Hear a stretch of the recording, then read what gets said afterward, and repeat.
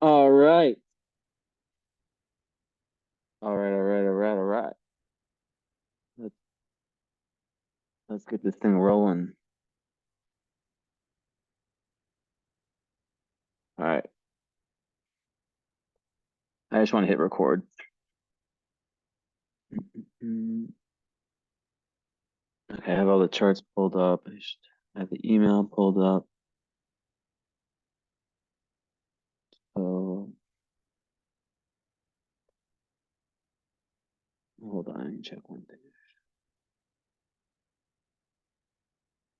Oops. What did I just do?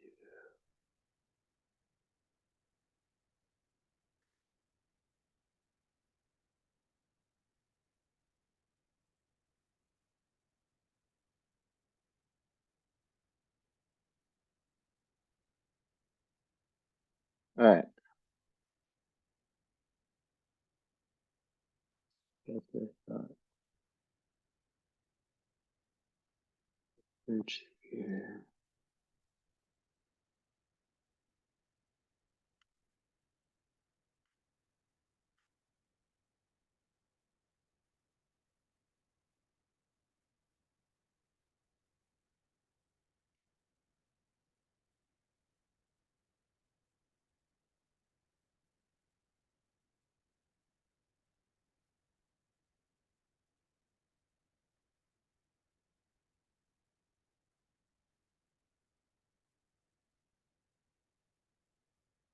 Why did I okay,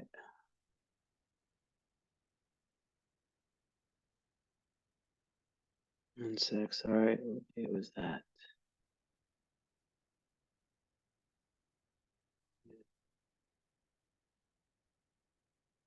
Oh, I see. That's why.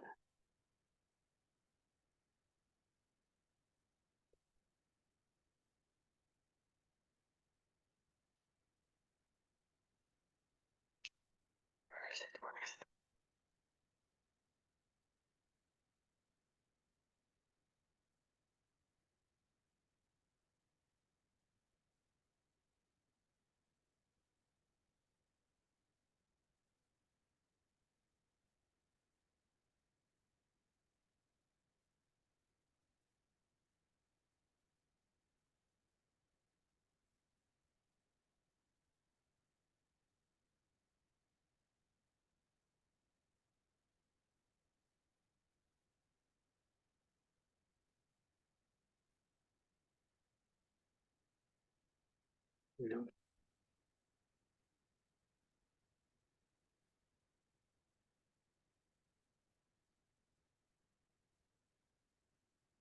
Okay, I see what I did.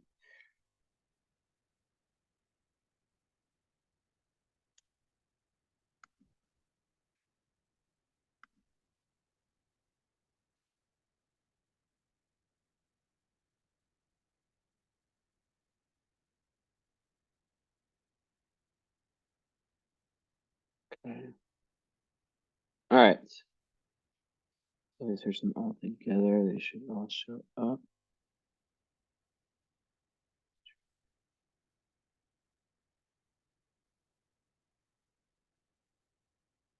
Okay, got it. Okay, cool. That's what I thought. All right, put this away. Go here. All right, let's pull.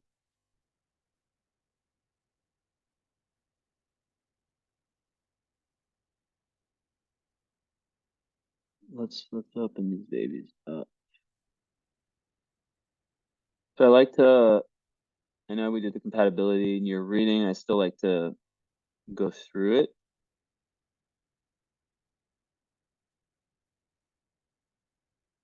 Why do I have your name spelled? No. Misty Teal, really, Jesse? Whatever. It's Leal. Okay,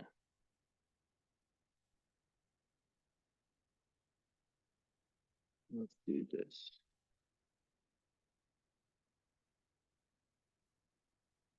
I'm gonna get in meditation mode for a little bit.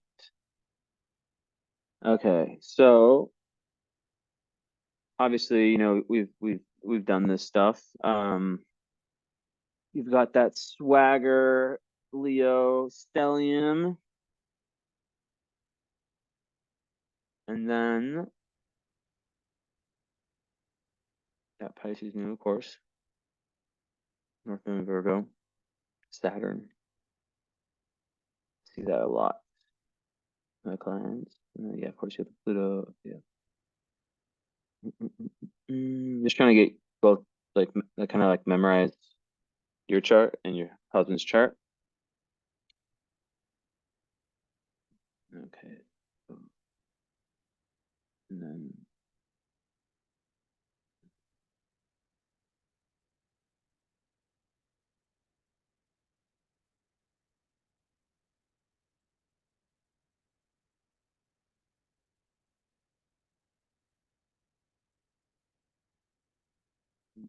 yeah.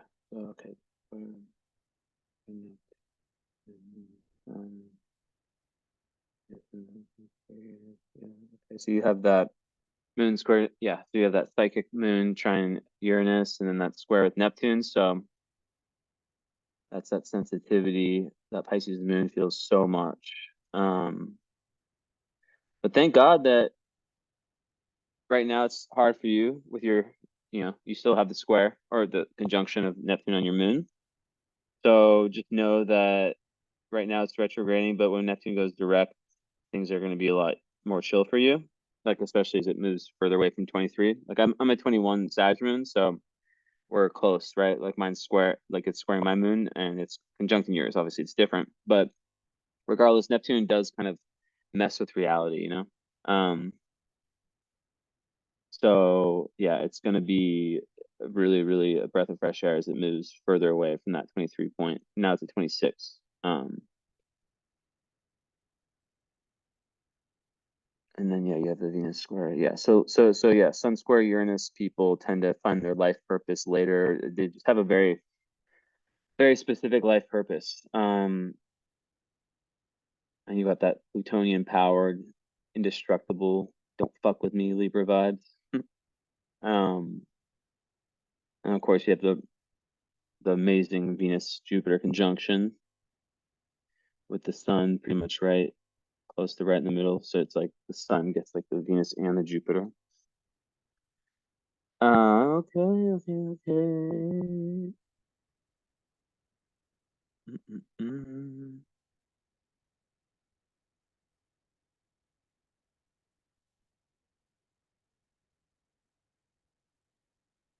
This will be a private video, just so you know. Well, you'll already have known that, but so Michael, he is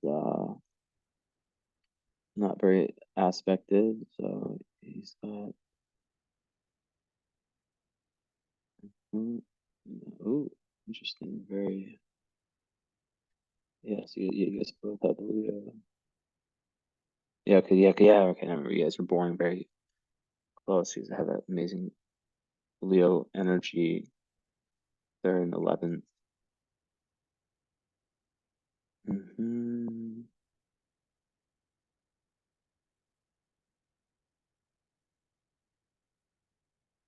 Wait, what?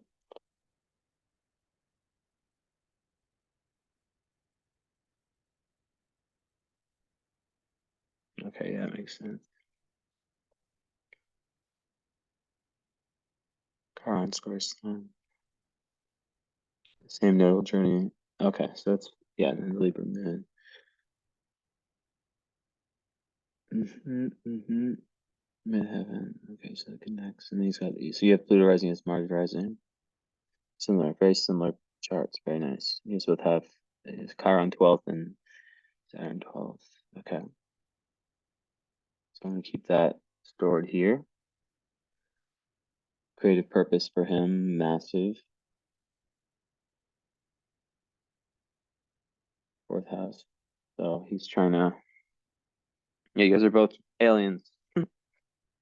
Both aliens trying to find your way in the human world.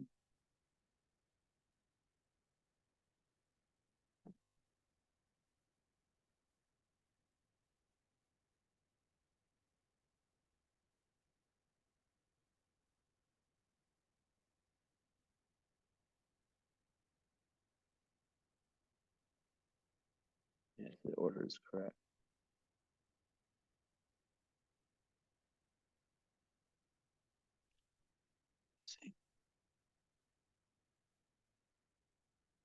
Wait, where's my stone? There you are.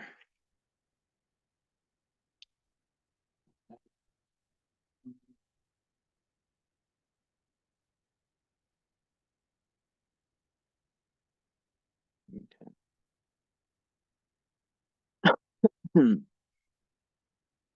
I'll be honest, not with youngest.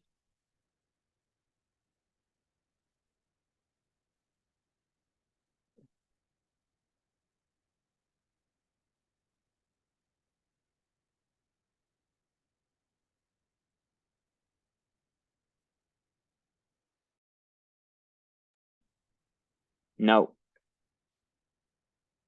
What just happened?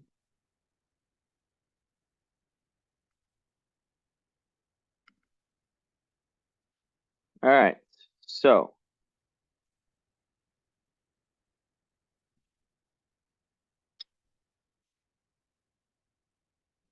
so. Interesting.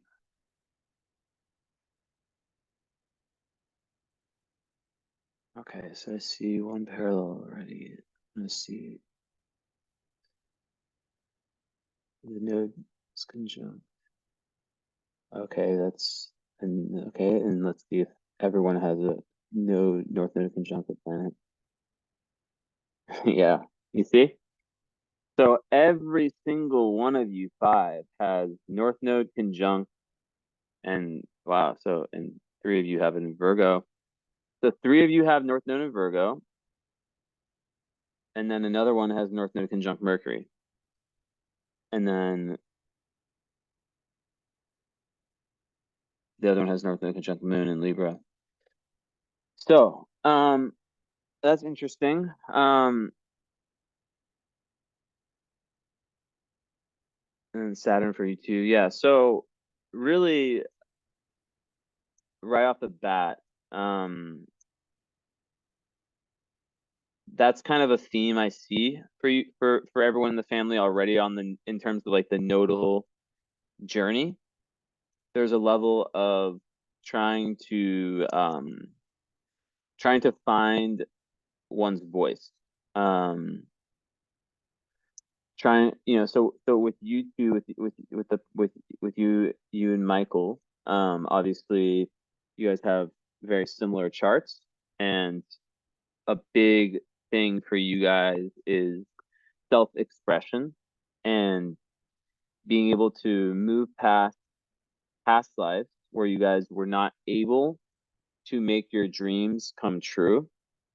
Um, Saturn opposing the South Node in Pisces. It's the dreamer, the artist, the person who, because of whatever circumstances existed in past lives, Saturn was blocking that Piscean dreaminess, inspiration, imagination, that anything is possible, right? So now, karmically, you guys are in a family system where, you're able to dream. You're able to, it really is about finding your way and having one step in the one foot in the material, one foot in the spiritual. And with Mia, obviously she's a Scorpio sun conjunct Saturn. So as the oldest, the firstborn, she has this responsibility, this karmic responsibility. 12th house moon is interesting, and whole signs would be 11th and Placidus.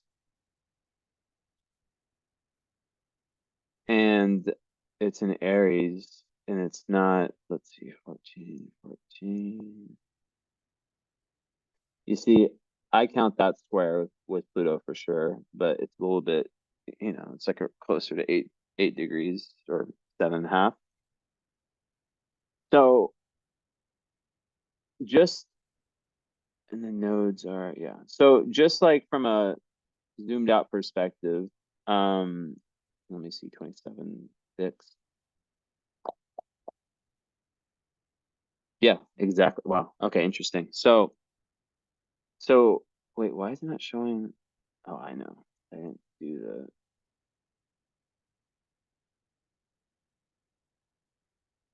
there you go. So with the south node in Taurus, Taurus rising, um,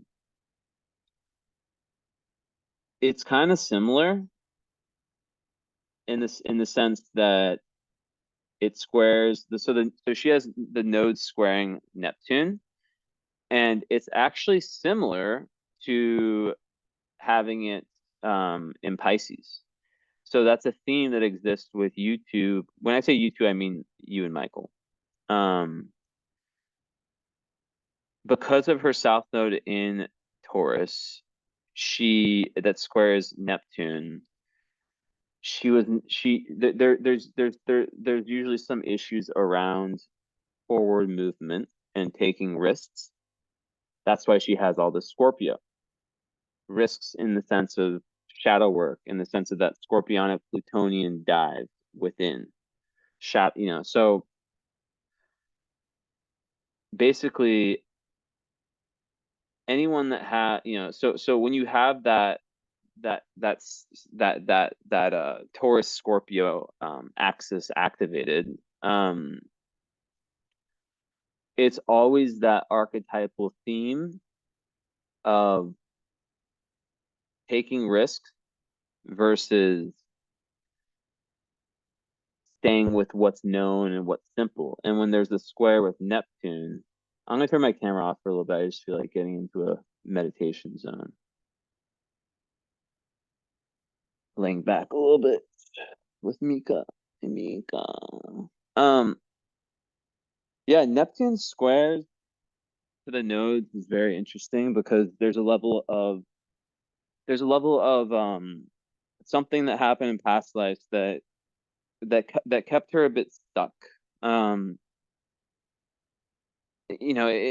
I'm not a psychic, so I'm not going to say this is what happened. I can give metaphor examples that kind of can give you an idea of the kind of range, the overall idea. But when Neptune squares the nodes, it's a skip step when there's a square to the node, right? And so that's already tough because the person has parents like you guys, right? Especially, I mean, I don't know so much about your husband, like in terms of like how spiritual he is, you know, um, per se, but I know how you are. And one sec, he just messaged me.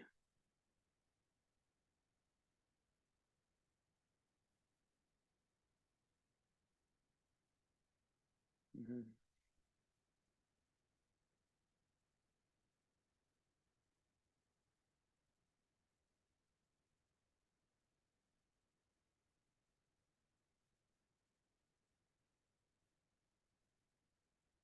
Hold on, I'm just messaging you.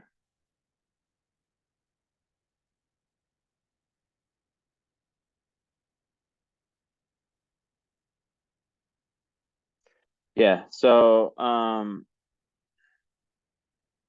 So with Neptune, we're yeah, it is it can kind of it's a similar karmic thing with you guys, right? Where she is there's unresolved material around one sense of ultimate meaning. Um, so if Neptune, if so this resolve it create and by the way, just really in big picture, she has Saturn on her sun. So when you have Saturn your sun, the importance of the first Saturn return, I know that's a long way away, but she's meant to be going through, and I know it's hard to hear that as a parent, but whatever challenges she's going through, she's meant to be going through them because it's going to put her in the position to really fulfill her dharma. But already Scorpio can be sometimes overly serious, very deep, very magical. Um, but with Saturn on it too, it kind of gives like a Capricorn, a Scorpio slash Capricorn, which, granted those two signs they work well together. But if you've ever known someone who's like, well, it was before you joined Cosmos, there was a guy in there who had all Capricorn and Scorpio, and he literally like, I don't think I ever heard him make a joke. I'm not saying that's the case with her. She's got that awesome Sag Mars, thank God, right? And that Aries moon.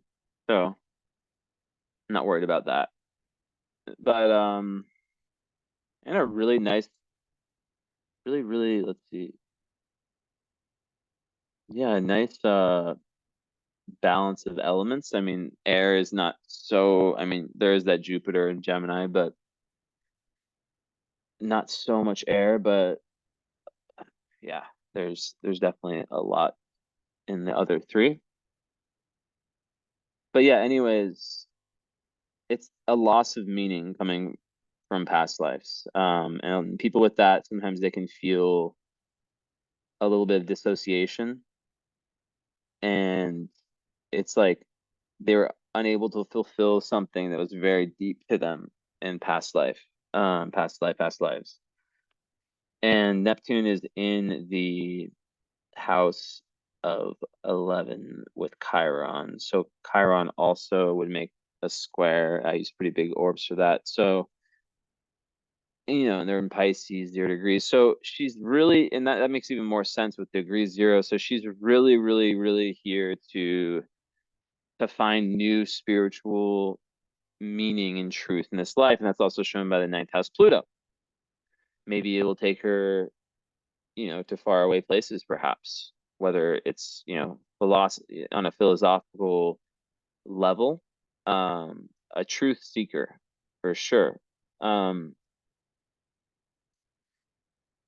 So it's really about determination and clarity and kind of knowing the difference between fantasy and objective reality. And a lot of times people with that, they have some level of spiritual crisis that pushes them towards transformation, which is what Scorpio is all about. That's what she's here to do. North Node Scorpio, Sun in Scorpio. So on that road, she has to get past a lot of these Saturnian restrictions. Um, so it's interesting though, is that the moon, which is typically the mother, is, you could look at it as the 12th house, or 12th house moon. Usually there's some kind of difficulty with the mother on a karmic level. But overall, and then the sun with Saturn, a lot of times, it's not a square, it's not an opposition, but a lot of times there can be some level of feeling a little bit restricted by the father. But it's not always the case, because it can also, create a situation where the father kind of instills this deep responsibility in her. Father slash whoever the sun represents, right? Let's not get lost in that. I've seen it. The sun is the mom before. The more kind of masculine parent, I guess you could say, right? Um, but that would be one thing I would imagine, is that when you have that, right, and then you have your Mercury in Scorpio too with the North Node, you have this really massive depth with your mind, and you just really want to go deep. Um, you really, really want to go deep. And when you're young, and it usually creates quite a mature person, especially as the oldest. So when you're young, you don't necessarily like it can make it a bit difficult to connect to classmates and other people who are maybe not at that level of maturity. But it's really important for someone with Sun and Saturn to, like, they're, especially, Virgo, Venus also, like, they can be very hard on themselves. Um, and then with the moon with Eris and Aries, obviously that can create anger. Um, it can create outbursts, and Mars is in a fire sign too, so that can also do that. But I sense a really, really deep soul, someone who wants to know the answers. Um, of the eighth house Mars, there's that push towards wanting to get deep, deep, deep in the realms of of the unseen, of the occult, the esoteric, anything that's considered underground, taboo. They want to know. And Mercury, and then that, all that Scorpio energy, she's just very Plutonian. Um, and Plutonian is about death, rebirth, transformation. So she's here, she's going to go through lots of very intense phases, but through those phases, she's not the type of person, well, she's not the type of person that's just going to stay one way. She's changing. She's really, really trying to blossom. And a lot of that is connected to how much she can how much she can learn, how many different worldviews and perspectives she can get, right? Um, the cool thing about Mercury and Scorpio is that when someone with that gets interested in something, they can go all in. But this is the issue. It's square Neptune. So I know all about that aspect. My girlfriend actually has the exact same Mercury and Scorpio square Neptune. It's exactly the same.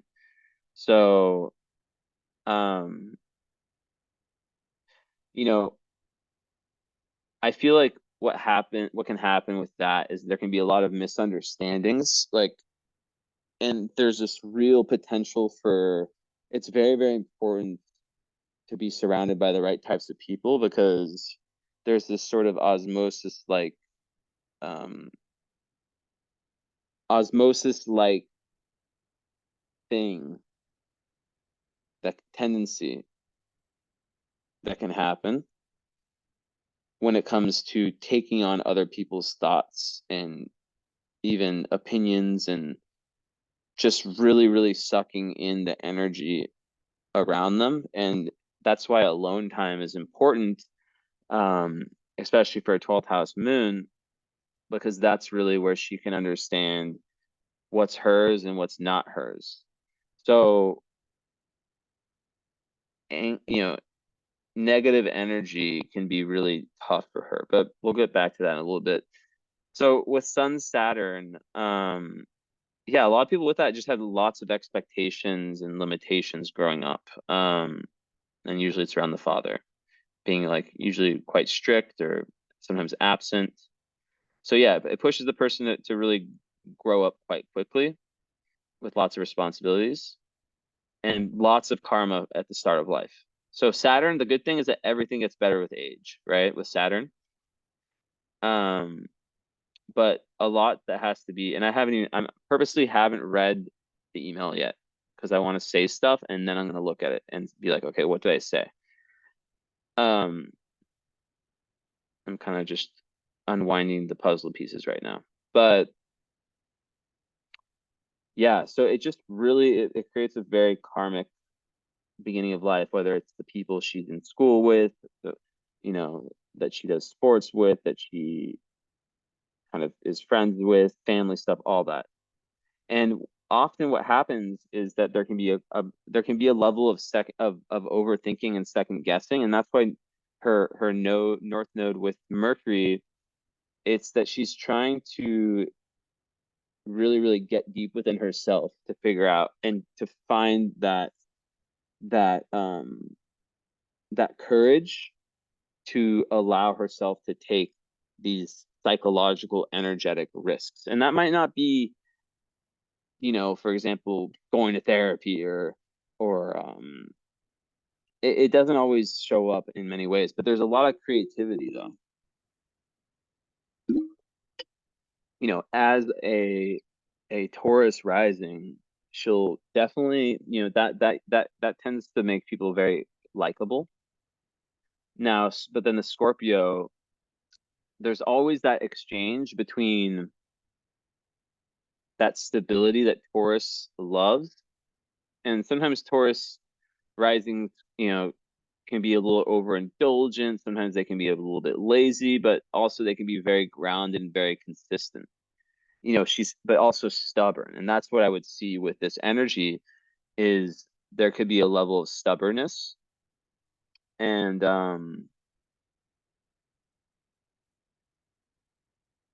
yeah.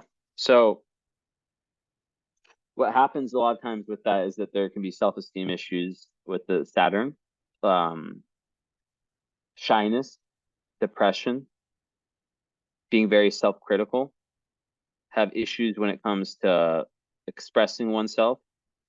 And it can just make someone feel stuck. And that's ultimately what pushes them into, because it takes a lot of hard work energetically, right?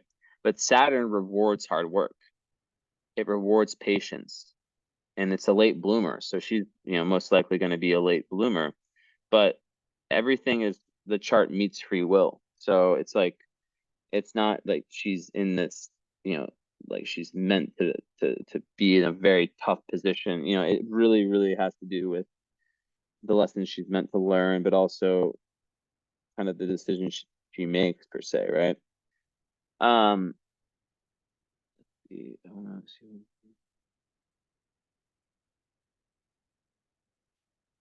And just like obviously I'm not doing a current astrology, but just so you know, she's very sensitive, and Pluto is going to be on her midheaven, which is, squaring her sun. So in the coming years, she's going to be going through a massive transformation. So this reading could really can really time up, it can be very, very good timing with respect to that. Um, and even Pluto on the midheaven can be very, very empowering. It can really, like, there can be crises, but it can really move someone towards, I guess, they're finding their meaning and their purpose, and make them kind of more powerful to the masses, or to just people that don't necessarily like, like the people around them, like let's say at school or whatever, right? um but the score at the sun, that could be a challenging time for her, but it's really like she's the one who's going to be in charge of her own destiny, and the fact that she has that transit so young, it shows that her soul is ready for it, right? So yeah, I mean, with age, there's a lot of achievement, recognition, someone who's an authority figure, right? A lot of times with that though, it can create a more conservative person, right? More reserved, with friends, more, especially with like the 11th house with Chiron and Neptune. It's like more friends that she wants to have like a deep spiritual connection. Pisces ruling her 11th, with her friends, with the group she's in. Um, so she could really be someone who does big things for the collective in her life. And a lot of people with that, usually have kind of difficult charts. And what's interesting is that Pluto in the ninth, there is that urge to explore the world, to travel, to really like, so a lot of people with that, they don't feel so at home or connected to their country of origin, like where they're from, and they want to like travel, and sometimes they move away. They just really want to understand the world. So that's one of the themes here, is that battle between stubbornness and allowing oneself to change and to go through that kind of stuff, right? So yeah, and one of the keys is just being learning to express oneself and loosen up, really important. So having like creative outlets. Um, Sometimes there's like a kind of dark, dry sense of humor that can be pretty entertaining. But yeah, like overall, for people with Saturn suns, like they are ambitious, they are determined, they are, trustworthy, reliable. Like they have this, but they really, really need, you know, with the moon where it is, like to sometimes be hermits, right? And really have that groundedness in their home and home life. So yeah. Um, I would say perfectionism is something to look out for because just that potential to be overly self-critical can just create a feedback loop where just kind of moving around in this cycle of nothing's good enough, right? So it's really important for parents with a child with a chart like this to be very very cognizant of what they're saying and to really do the best they can to really point out their talents and praise them and kind of help them understand who they are on a level compared, not comparing them to other people, but you know, it'd be interesting to think to see what she thinks of herself in relation to people she's around at school or just in general, right? Because sometimes people with this type of energy, they might not like see themselves in that high way, but then other people sometimes do see them like that. And it's just like how, you know, how do it's just like how we get that person to see them for what they really are.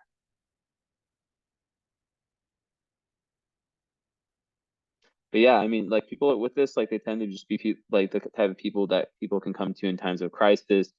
They're like you know, at the highest, they can be like just solid rocks that people can lean on and really, really trust and provide stability, right? Good for leadership as well. So yeah, I mean, most like a lot of people who have that, like, yeah, it's like difficult, um, you know, stuff going on early on, but through just that just through that hard work, they tend to have very meaning, like life's full of meaning and very important ones. But yeah, so Neptune's playing a big role in this chart. So when that's the case, it's like um how do you see yourself clearly, right? So it comes down to identity. And you know, I always say when like the best way to deal with Neptune is to have a creative outlet, to have a way to get what's within out. And with the Jupiter and Gemini, like definitely in retrograde, definitely a very philosophical person who's yeah, who's just trying to find meaning and who could excel in anything written, anything using her, you know, her voice. So yeah. And as an Aries moon, she just has that need to really it's just really about a balance between inner life and in like like there's that need for that real grounded inner life um and outer and also Aries moons they need a challenge, you know, they need to be able to go out in the world and um explore their independence, you know what I mean? They need to be able to go out in the world and uh and just yeah, experience a lot. And that's a big theme in her chart because you know Venus opposite Uranus, that and you had the square, right? So it's just sometimes what can happen is it's just unconventional. I mean, obviously she's young, so we're not, you know, it's not really like important to talk about love, but you know, there's just like a level of needing lots of stimulation and excitement in relationships, being able to be yourself needing that kind of personal freedom, right? And just lots of stimulation and excitement.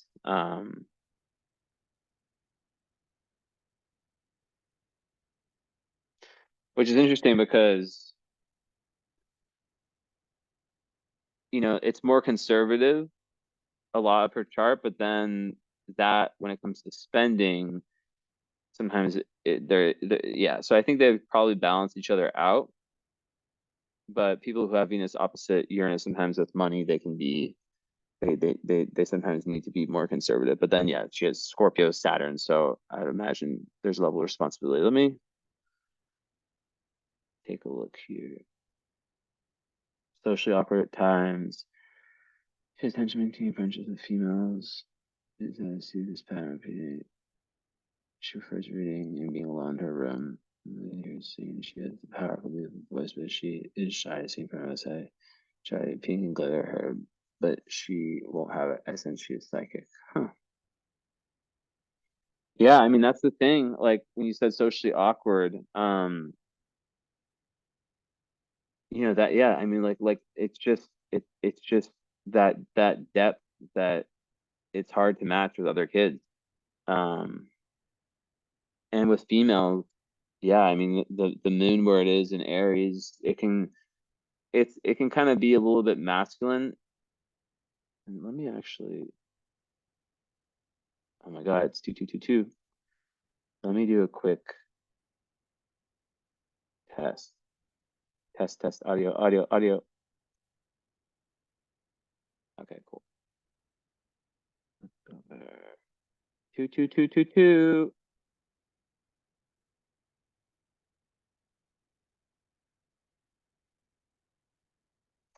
But yeah, um, hmm, hmm, hmm. Yeah, I mean, I would imagine that she would be someone who'd really, really get off on traveling and just learning very deep types of stuff. You said she likes to read a lot, so yeah, she's probably really, really trying to develop her idea of truth and her passions. Venus is in Virgo too, so that could be someone who loves to be of service, someone who values security, who values consistency. um 29 degrees also, so that's with future love life stuff, that's a lot of why is it not making this sound right now? Hold on. Yeah, so that's definitely like lots of karma in that area of life for sure down the line. But yeah, I would say like with a 12th house moon, it can, yeah, I mean it just it creates a recluse, and someone who wants to retreat into their own world, and it's important for them to they really regain their energy when they're alone. Of course, yeah, it is, but then it's an Aries, so it is all about that balance. But because of the 11th house in the front, being so spiritually driven, she wants to have like a deeper emotional connection with people she's around. um but yeah, people with 12th husbands, a lot of times they like to be more behind the scenes, especially with work. Mm.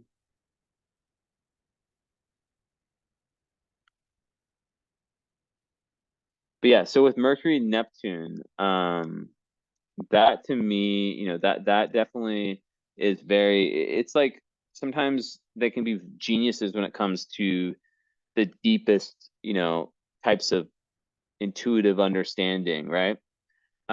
It has a sort of strange effect on the mind because it's like they can be very good at that, but then like the really basic stuff, they can have difficulty with it. Like it's like they see the world through like a very different lens than other people.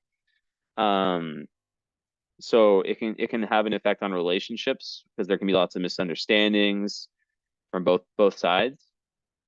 But this is like someone who could be like, yeah, it's very psychic, and it can create magicians, entertainers, writers, poets, artists, anything creative, because it creates a very vivid imagination. But when it comes down to the basics of language, like for example, someone can say like, "How are you doing?" Which and there can be like an over analysis or kind of at the very basic level of human interaction, there can be sort of yeah, a little confusion that can enter into that. So at like the higher level, one does well, but yeah. And also anything around contracts and anything legal, it's really important to take those things carefully down the line. And yeah, a lot of people with that, they feel quite, there can be some anxiety, some nervousness, like feeling misunderstood. Um, and then they can, really, really rely on their fantasies more and have that sort of escapism. So it really, yeah, it goes back to that need to find other more artistic, spiritual types of people, inspirational types of people to hang around or to be people that are, important to them in their life. So, okay, my food should be here.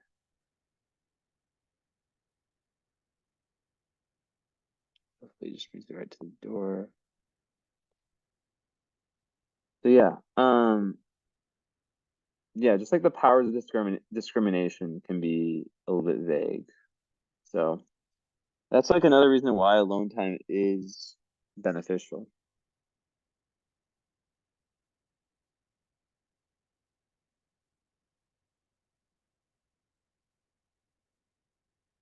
But yeah, she has Jupiter second, which is very good for money. Um, I call it the financial guardian angel. A lot of times people with that, they aren't necessarily here to have big lessons around money.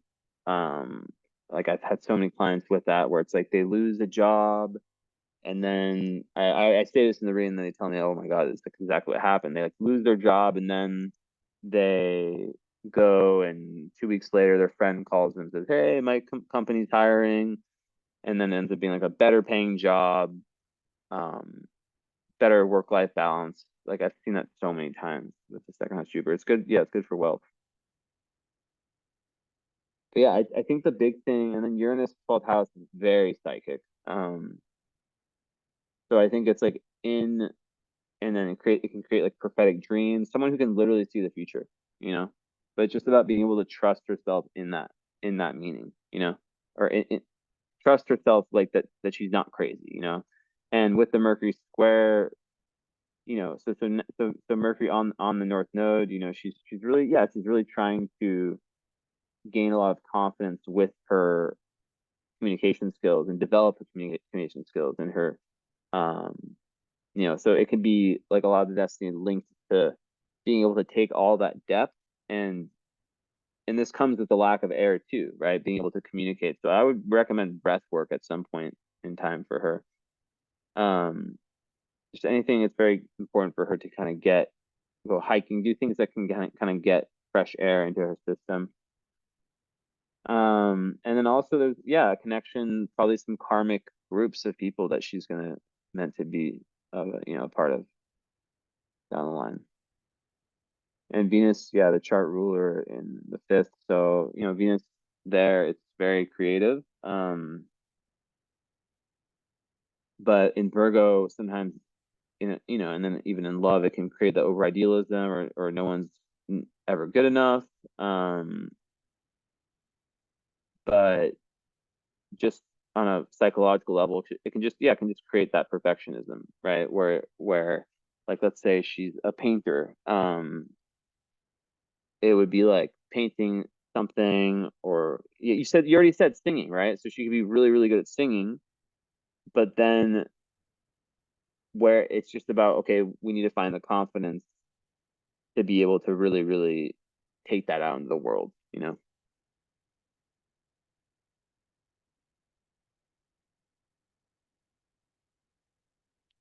This guy gonna call me? Oh, he's here. Be right back. BRB.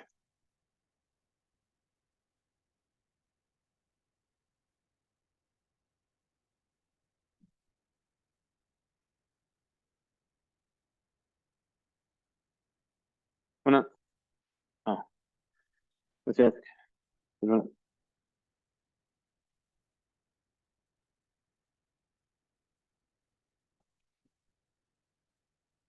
right.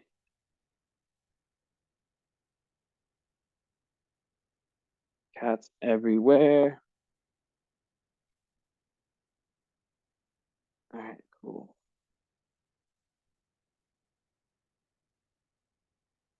Yeah, even part of Fortune and Sag in the eighth. So it really is like about how her inner development is meant to spike her external development.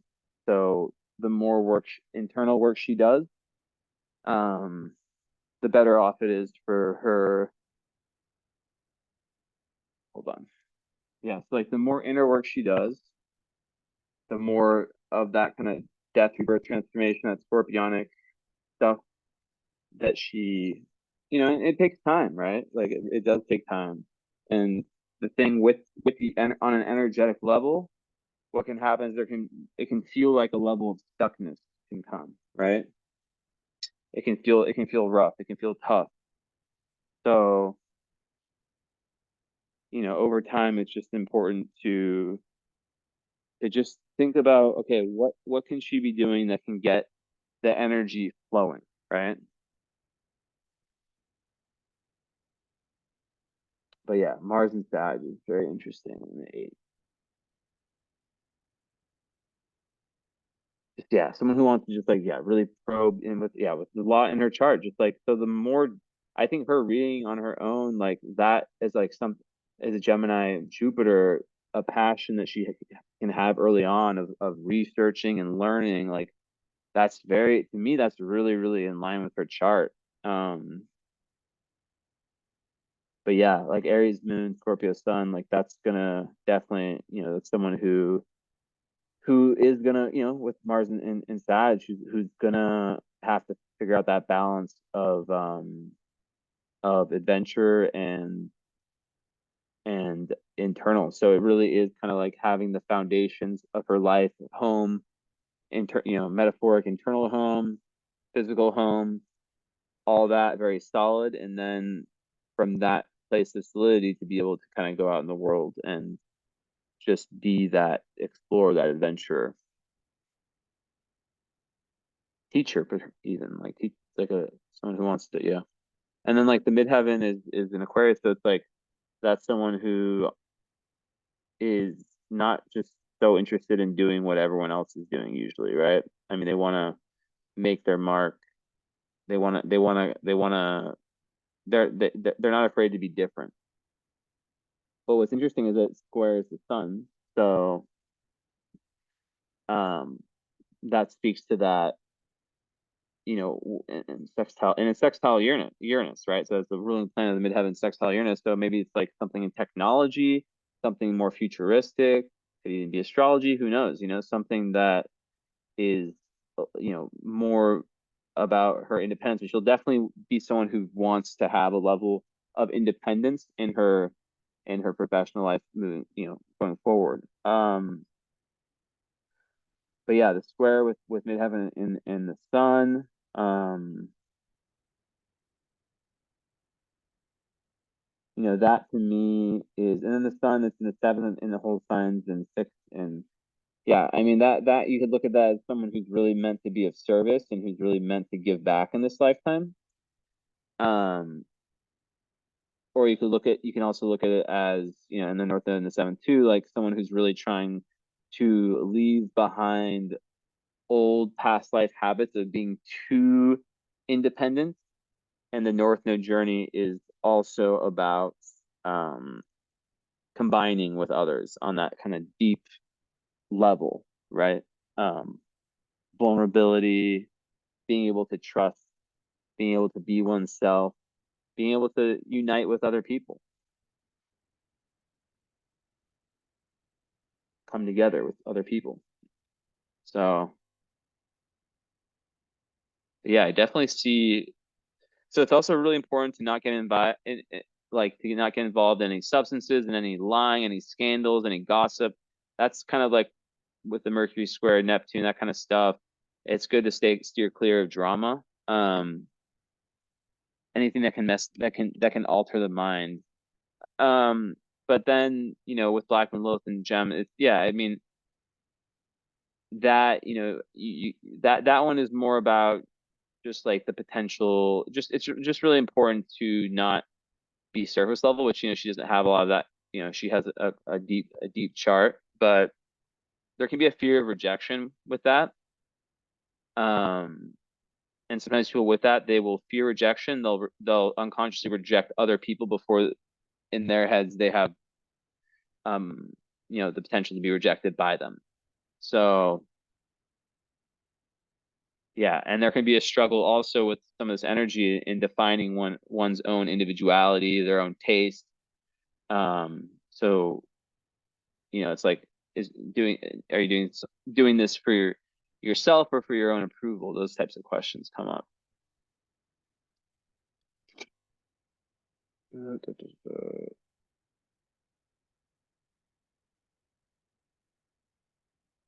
Yeah, just the fact that she was born with Neptune and Chiron together is quite interesting.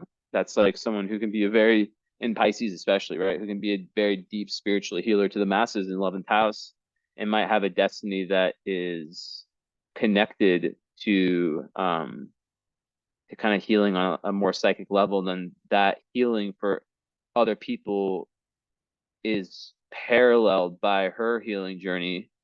And yeah, and that's how it is for lots of healers. It's like they go through shit early on, and then it kind of pushes them to be able to show other people. And she has Sun trine Chiron. So so I think that you and your husband definitely have a huge role. You guys are very different. Um, Leo energy, it's squaring Scorpio, and it's a lot more like Leo is obviously very gregarious and very kind of out there with its energy, and it's the sun, it's shining, and then Scorpio's Pluto. So I think that you guys are here to really help her on that journey to loosen up, and to just enjoy life. But also it's just really important for you guys to understand that depth that she has.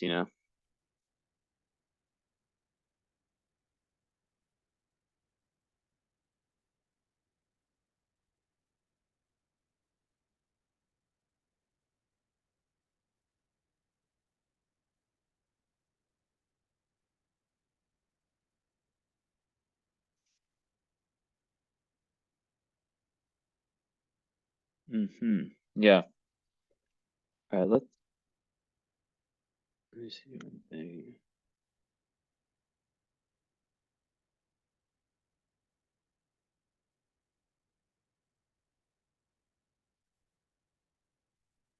Yeah, so she definitely could be a very good leader for sure. And she's got some good wealth stars, so especially her Jupiter, which is already in the second house with Rigel.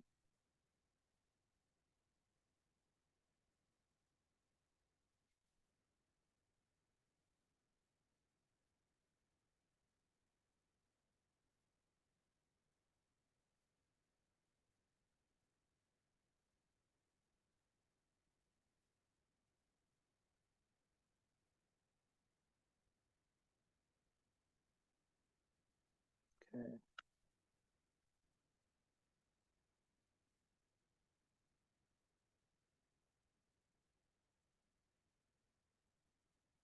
Yeah, so yeah, that's kind of the journey for her, finding her voice, learning to take, to transform. She's here to transform.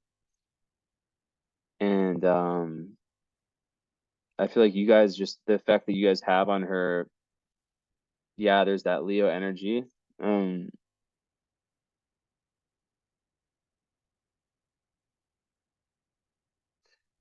your moon falls in her 11th.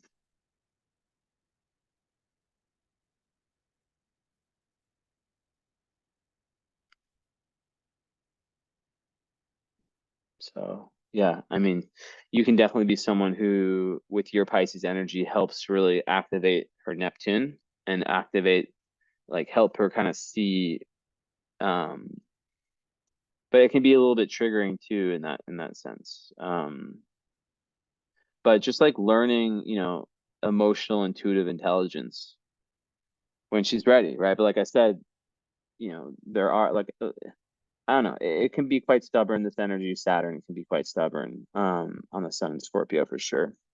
But I think, there'll come a time where she will be ready to listen. And I think that she's very smart. So even if she's not necessarily taking everything in that type of way, right? Um, she still is, there's still seeds that are being planted. So it really is, as a parent, just about patience. And, you know, um, I think with Aries moon too, it's just so important to have an outlet, a physical outlet for that energy. Um, like sports can be so good. So, so good. And 24, 25.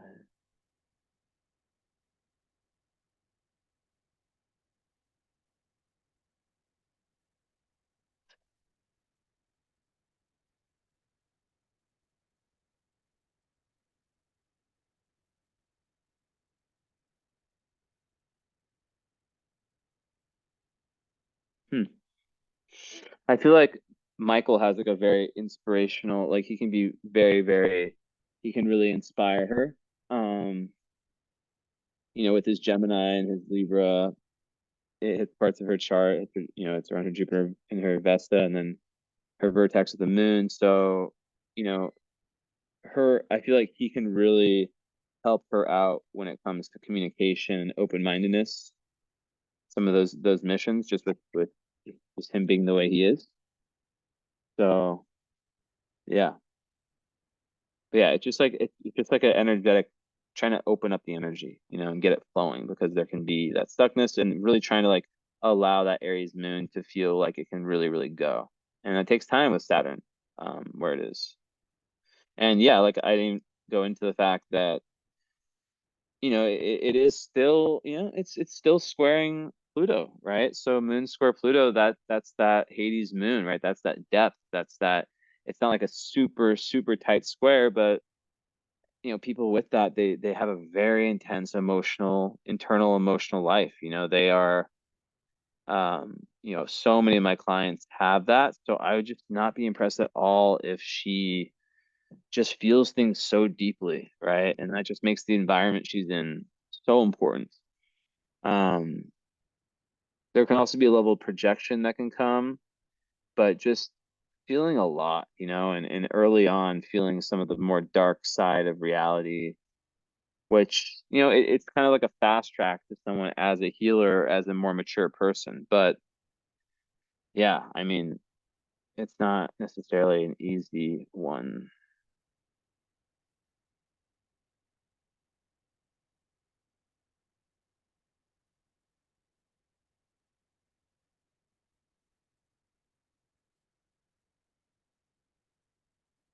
And a lot of times with that, there's like a generational curse type thing. A lot of times it's around the mother. And it can be just from down the bloodline. But yeah, like with that, and I'm trying to see. Yeah, some people say it's a 4-degree orb, but to me, I mean, I just don't see it. I mean, yeah, like it's not such a tight square, but already being a Scorpio and having Moon in what I consider a square with Pluto, it can create sort of these emotional compulsions and real kind of back and forth energy that there just needs to be an outlet for it. And it really pushes one towards that deep psychological self-analysis. Um, and the emotional reactions can come from like a very hidden place that's hard to figure out, right? It can be a little bit like, whoa, why did I do that? And a lot of times that, the mother is overly interfering or dominant. I'm not saying that's you. I'm just saying that's a lot of times what I find with that, or because like it doesn't even have to be that the mother is like that. It can just be that that's their experience, right? Like you can be the exact same parent to two kids, right? And one kid, like it's the same thing with trauma. Like the same thing happened to two people, and it affects one like crazy. Like it happens all the time with divorced parents, right? It's like the divorce can fuck one kid up, and then the other one is fine. So yeah, but yeah, a lot of times it is within the home or any close relationships that these crises occur, um, and it kind of brings up these really really tough emotions. So yeah.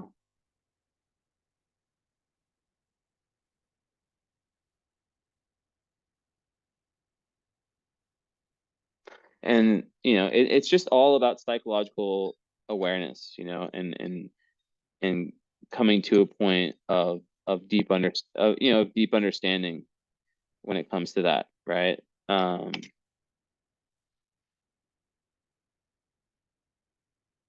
That's how the real changes come.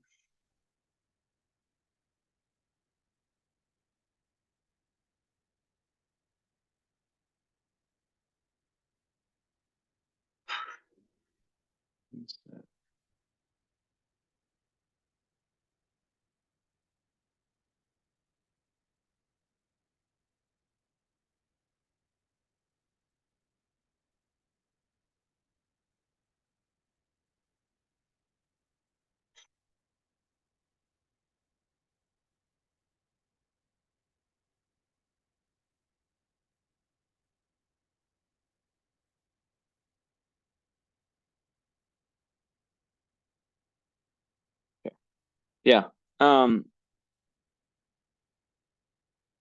Yeah, this is another one that can, yeah, like different compulsions can make the person really really tough on themselves. So just like, yeah, I think with your guys' Leo, it's just like being able to just show that through love, through fun, everything can be changed, energy can be moved, and things can be more simple. But yeah, I mean, that's someone who's gonna have like a deep psychological understanding of themselves, and it's good, good.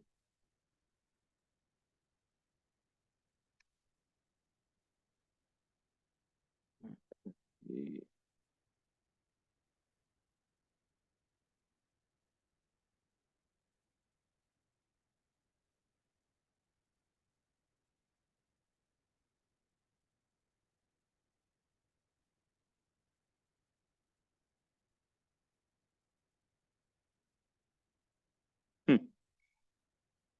Okay, let's check Mikey out.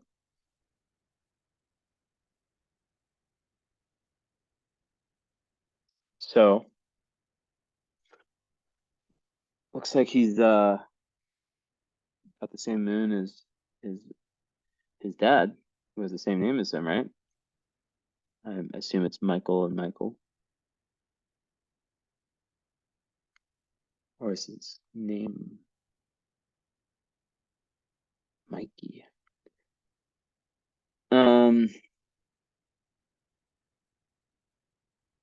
hmm,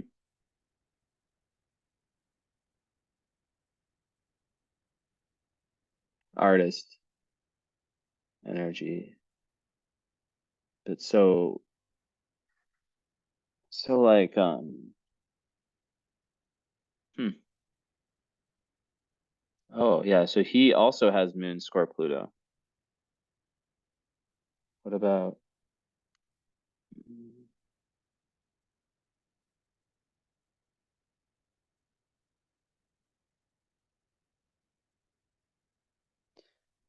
and then Mark has moon opposite Saturn. All right, let's go back to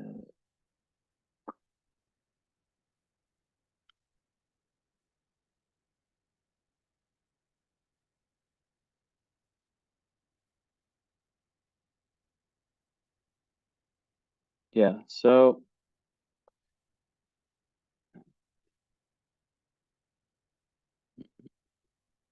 well, I mean, Mikey right off the bat. there's some difficult parts to his chart, but there's some I guess not easy, but some kind of more smooth flowing stuff. For example, Sun trine Moon, right?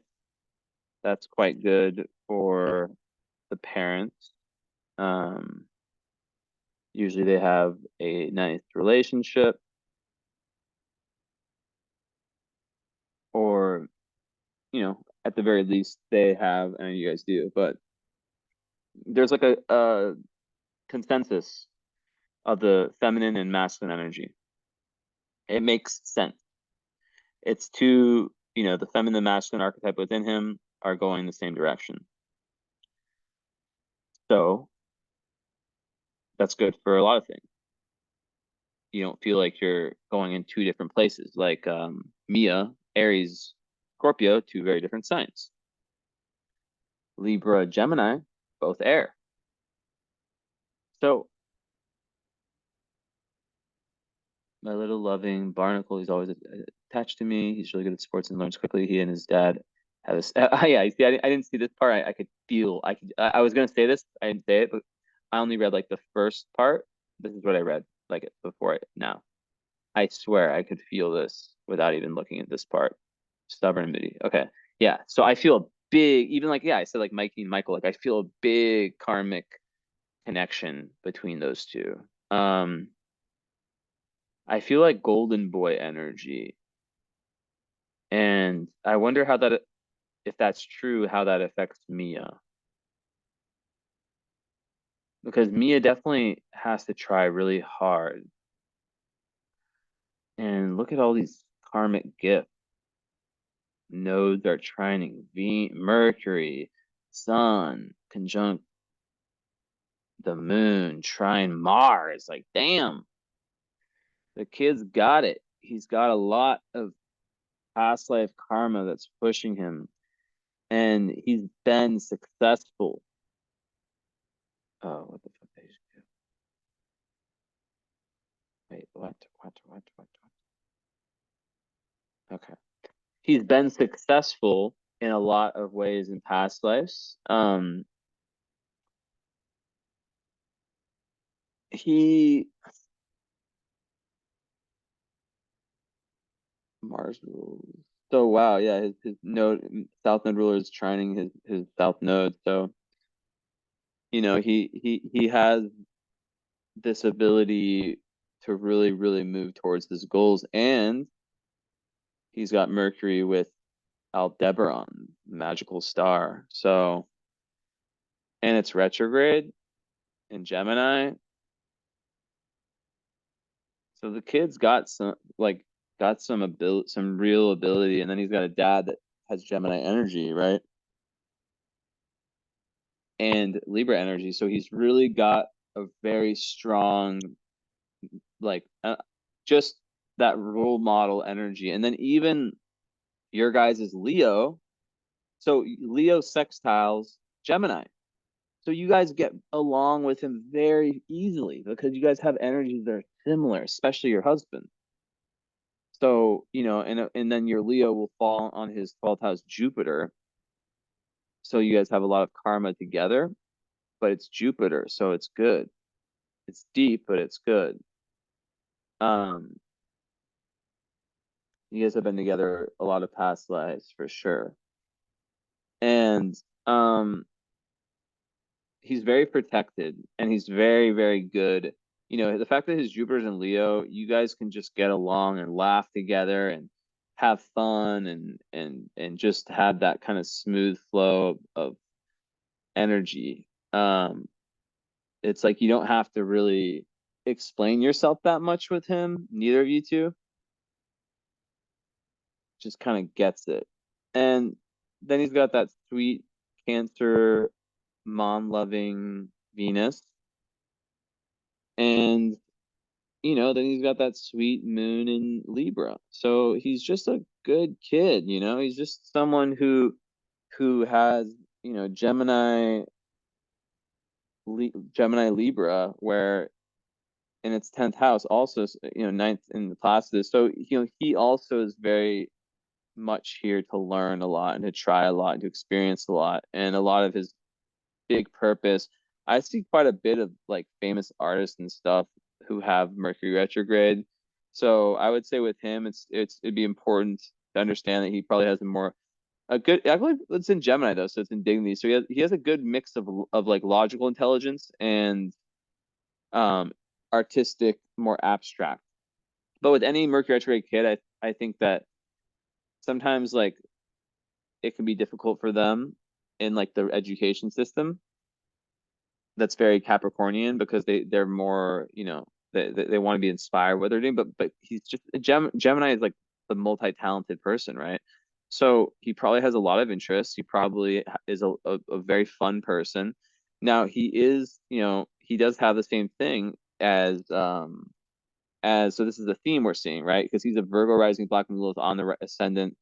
So, that is definitely perfectionism. Now, of course, Gemini is mutable, so that's going to make him able to be more go with the flow. But, as a Libra moon, the shadow of Libra moon is always trying to make everyone else happy, right? People pleasing, that kind of thing. So I would just say that the importance there is just to, like Libra moons, like there's that emotion, and it's with his North Node. So he's had past life where he's been too independent, or where that balance between independence and compromise in relationships has been too much on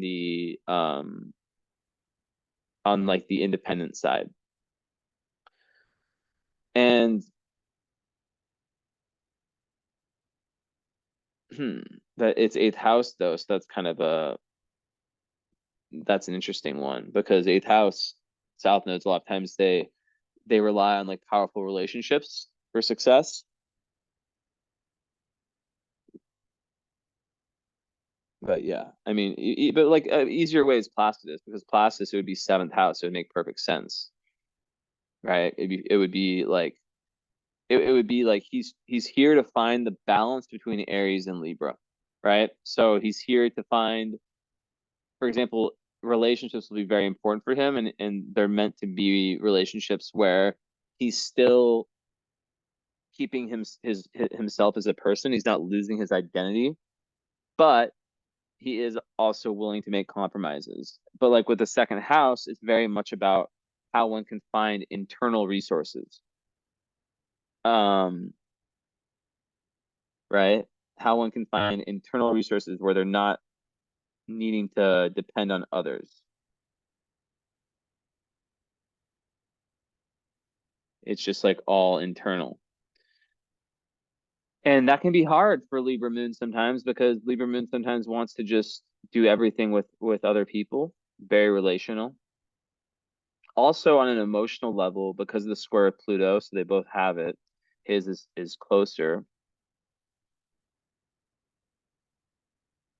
That's just there's definitely something, on an emotional level in the family where I don't know, what like if the previous generations carried something, but like this is like I would not be surprised. And when I say healer, it could be that he's an artist. It could be that he just has a healing effect around his family or the people he's close to. Like it's not like he has to be a healer, like doing something and you know, like there's so many different things, right?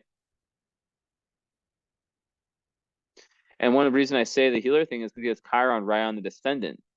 And I think that he could probably, and it's Pisces, the seventh house. So there's really, really spiritual relationships. And also there's the potential for him to be very, very, how do you say this in English? There's a potential for him to go through a lot of pain, like learn a lot of lessons in love, right? With Chiron on the descendant and Neptune's close by, it's already in the sign of Pisces. So I mean that can create someone who is meant to really, really learn a lot about human interaction. And a lot of times the way that one learns about that is through more difficult experiences, right? So yeah. Hold on one quick second.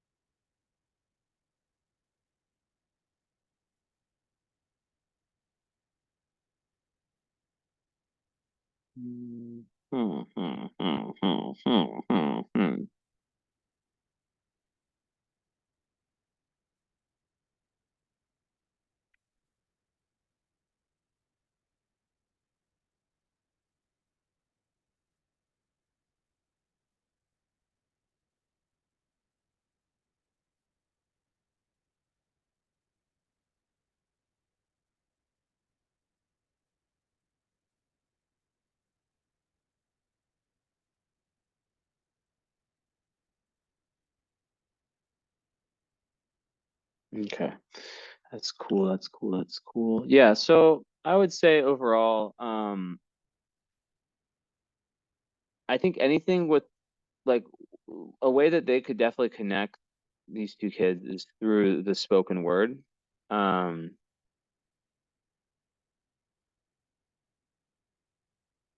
with the Gemini and this, the Scorpio, it's obviously different ways. Um, but there's still that similarity. Um, and yeah, I just think that like for him, it's always going to be about trying tons of new stuff. That's just always trying new stuff. And um, there's this the theme too with Moon square Uranus. So it does form a T square with apex is Pluto. Yeah, shoots out in Cancer. So that can be difficult because Moon opposite Uranus, it can create someone who wants to move around in life. Um, they might not be satisfied with where they live. Um,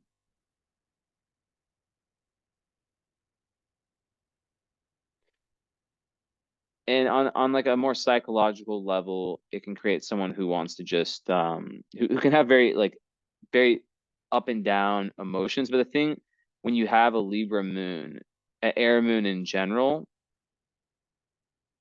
it can just be hard. Like air moons are not the best at feeling their emotions, right? Um, like so you're a Pisces moon. Obviously, you feel everything very intensely right when it comes up. But Libra moon, there can be, because it's air, there can be a certain distance between the emotions and like for example, like the same thing can happen to both to the Pisces moon and the Libra moon. And the Libra moon, it might be like 9 months later that they feel the true ramifications of that, right? While the Pisces moon would feel it right away. And yeah. But yeah, with Uranus, it definitely makes someone who's very rebellious, who wants to be different, who wants to kind of break the mold. Um,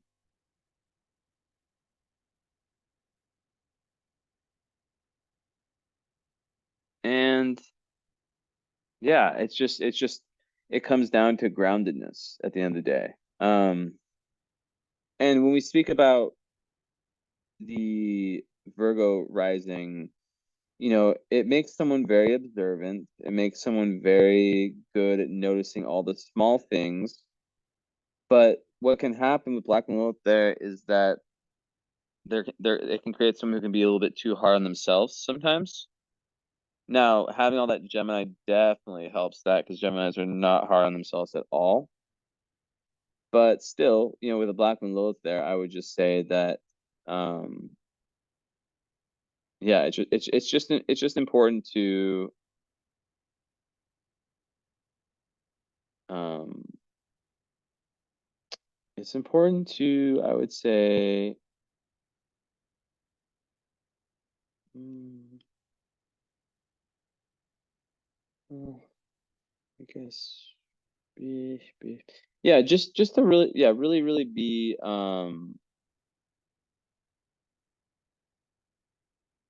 be cognizant about the inner self-talk, because if they get the idea that, nothing they do is good enough or whatever, it can lead to some projection.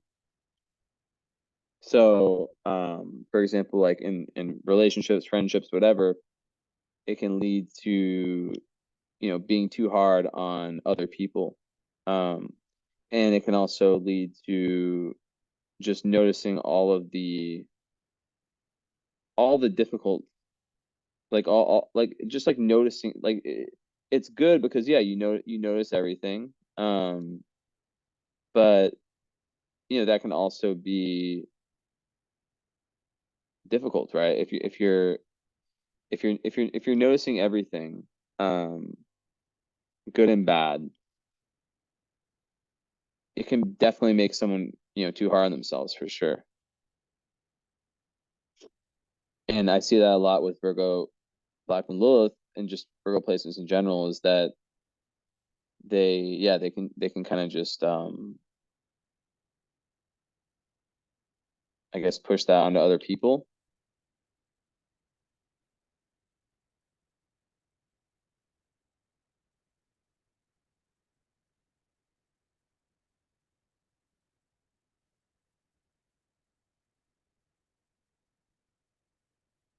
Mm, mm, mm, mm, mm.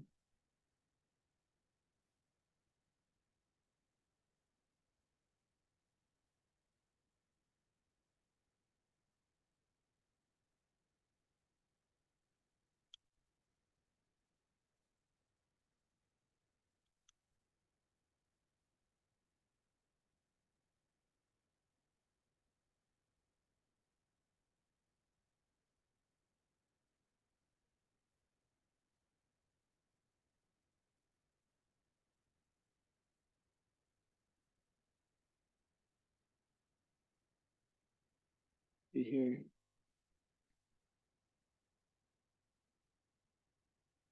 But yeah, I mean, just with like that stellium in Gemini, Mars with Mercury, that's someone who can express themselves quite well. They might be driven towards self-expression. And then with the sun, it kind of makes all that more grand, and they're able to really, really be shining examples of just letting go. And I think the moon, so with the moon and Uranus, that brings up the idea of Libra moon, people pleasing potential versus square opposite Uranus, accepting your kinks and the things that make you kind of stand out from the crowd. So yeah, it just comes down to not having any shame around the ways in which you're different. And but yeah, like I would say, like, without knowing anything about this kid, just from the chart, if I hadn't read, what you said in the email, I would probably be talking about how difficult on a emotional, energetic, internal level that can be to have, your moon hard aspected by Pluto and Uranus. And just, yeah, the need to kind of do your own thing and not just not go with what people want you to be doing. And that can be a tough lesson for some Libra moons is learning that regardless of what they do in life, they're never going to be able to please everyone, right?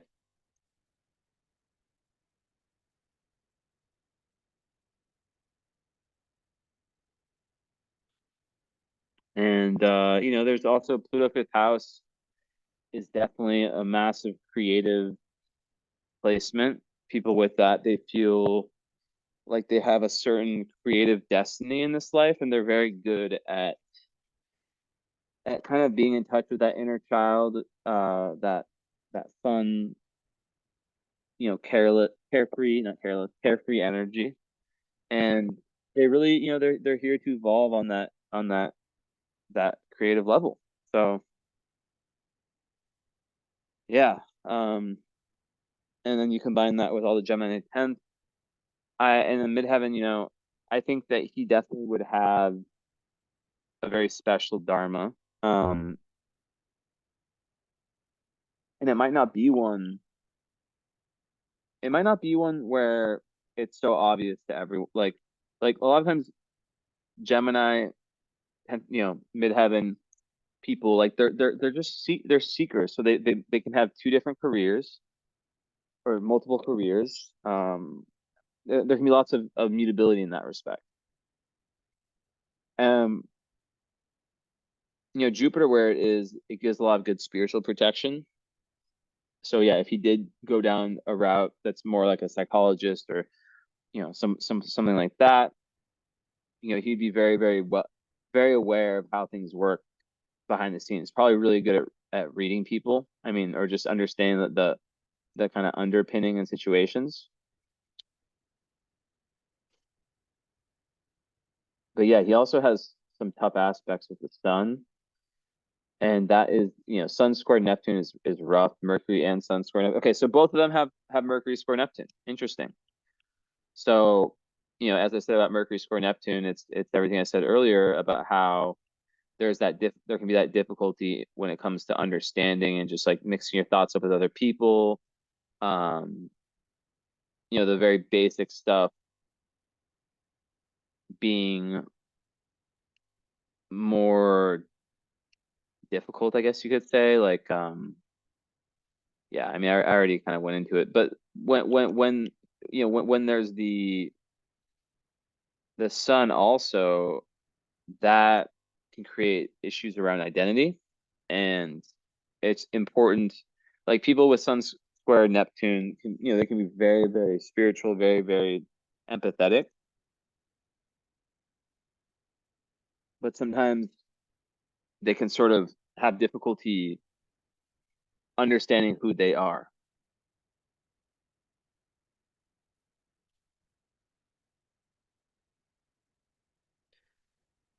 So how do you combat that? Well, it's really important to find outlets I would say for both of them, everything I always say about how cameras and mirrors are ruled by Neptune. I know they're young, but just something to have in mind is that by filming and making videos, even if they don't show anyone, any kind of or affirmations into the mirror, like those can be really powerful. But yeah, like Sun Square Neptune, usually there's lots of battles that one has to get past to feel strong and confident. Same with Sun and um opposite Saturn, which is interesting because his chart, if you look, he has a T square with the moon. So all the outer planets are in. So the moon takes Pluto and Uranus, right? So moon, Pluto, Uranus, T square. And then the sun takes the other two, Neptune square, and then opposite Saturn. So he's has a hard aspect of every planet, every outer planet. I mean, not Chiron, if you don't count Chiron as one. Every, yeah, yeah. So it's just about self-esteem and self-confidence.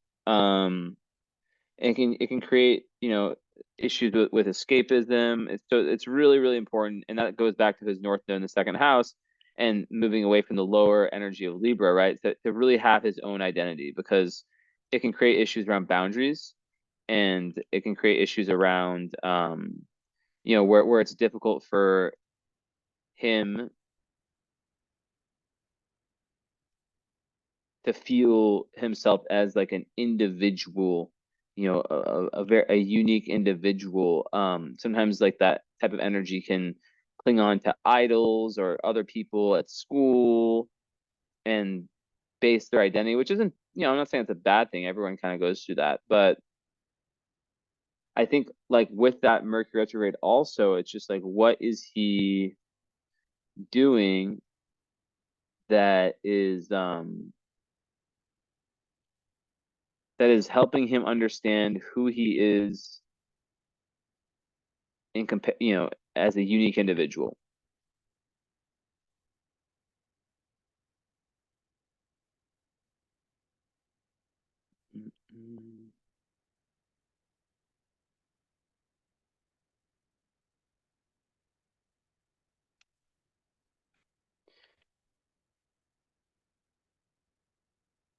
Also gullibility.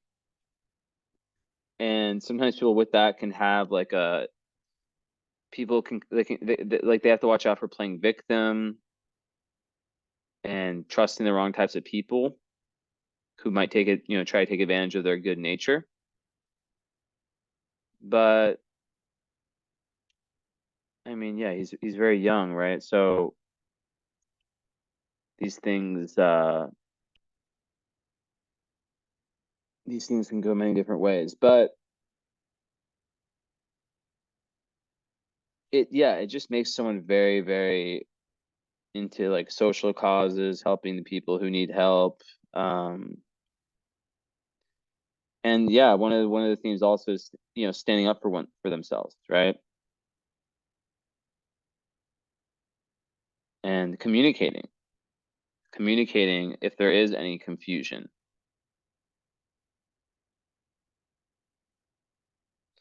And then, with Sun and Saturn, so it's interesting that that's another commonality between the two, is that they both have Sun in aspect to Saturn.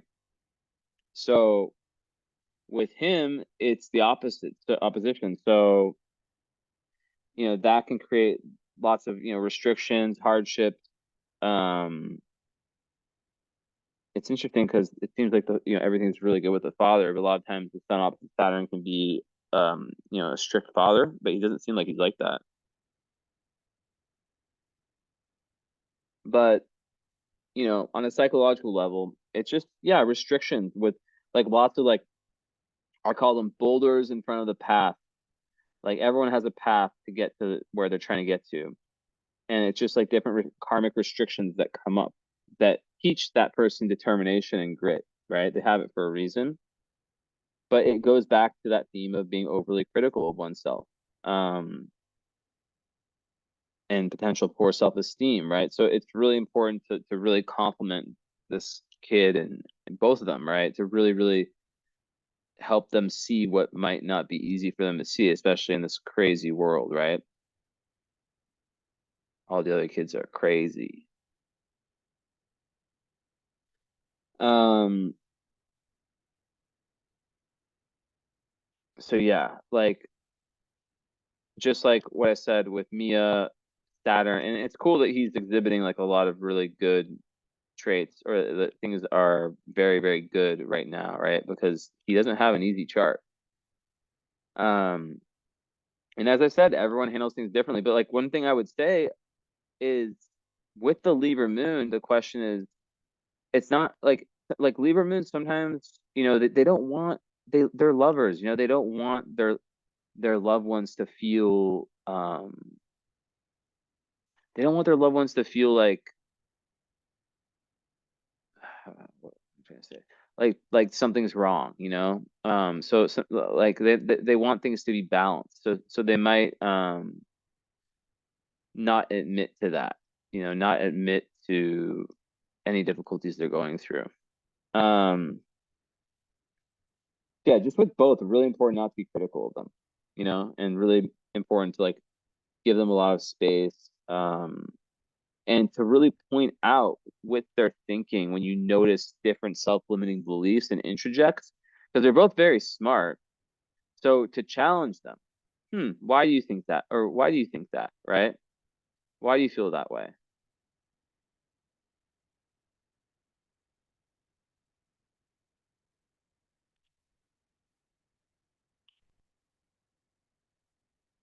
Um,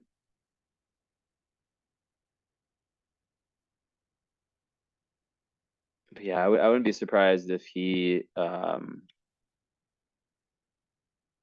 moved outside of Corpus Christi when he's older. But you never know, because sometimes the sun, the moon, the Uranus people, like it's not necessarily that they don't necessarily move cities. It can be more about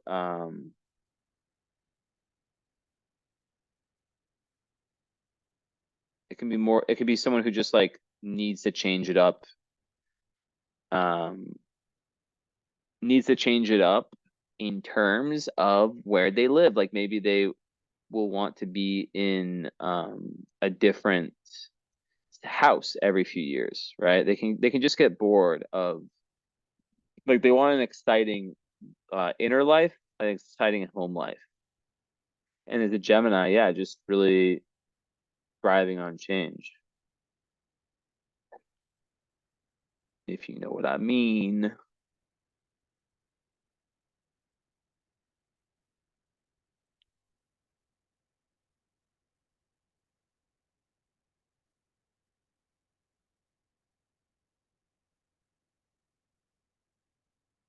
Mm, mm, mm.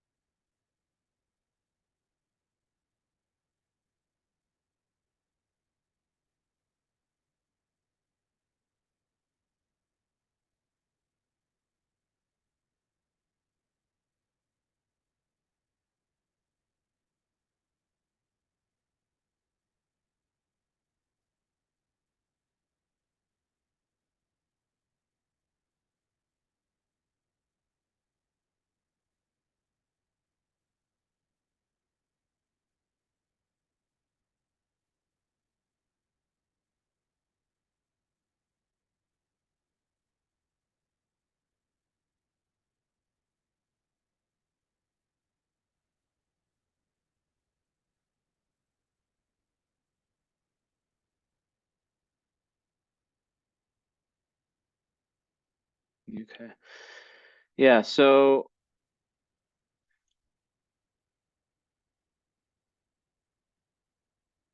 and then they also so yeah, you guys all have like that Venus Uranus, so that's kind of more related to love. But yeah, as a Gemini, that's another theme for him and his personality is just really wanting change, and needing lots of freedom. So that is important stuff.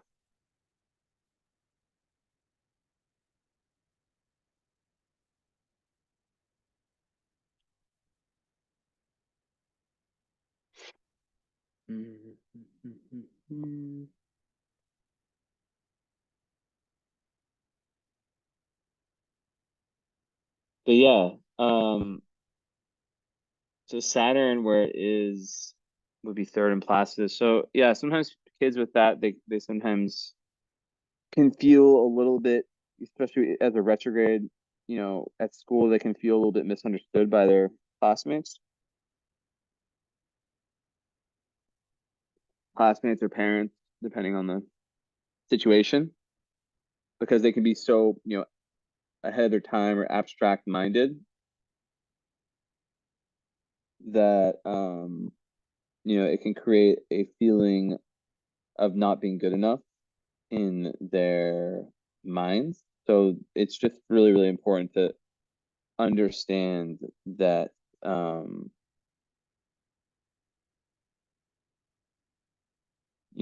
that their way of thinking is there's nothing wrong with that, right?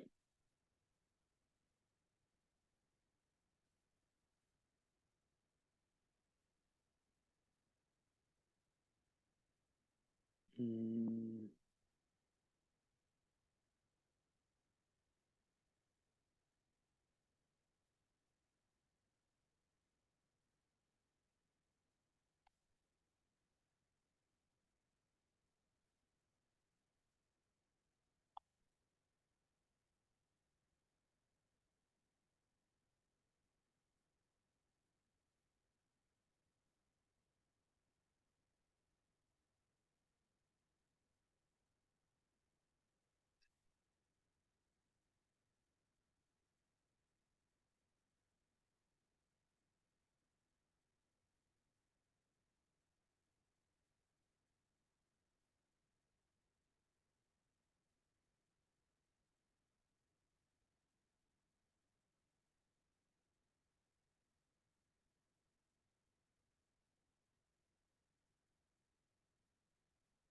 Also, it's interesting they both have Uranus and water houses. That could make both of them pretty psychic. Eighth house Uranus. Oof. So Uranus future, so eighth house, 12th house, psychic houses. So dreams, more for me are the dreams, but just like if Mikey is able to, and also as Gemini rules the hands, it could be really good for him to like do something, playing guitar, anything where his hands are involved. If he does have any type of anxiety, the best way to go about it is through that, through the hands.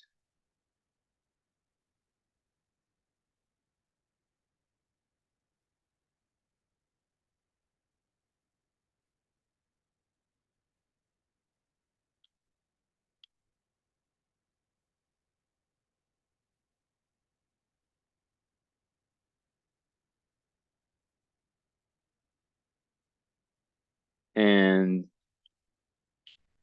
yeah, I just feel like he would be a very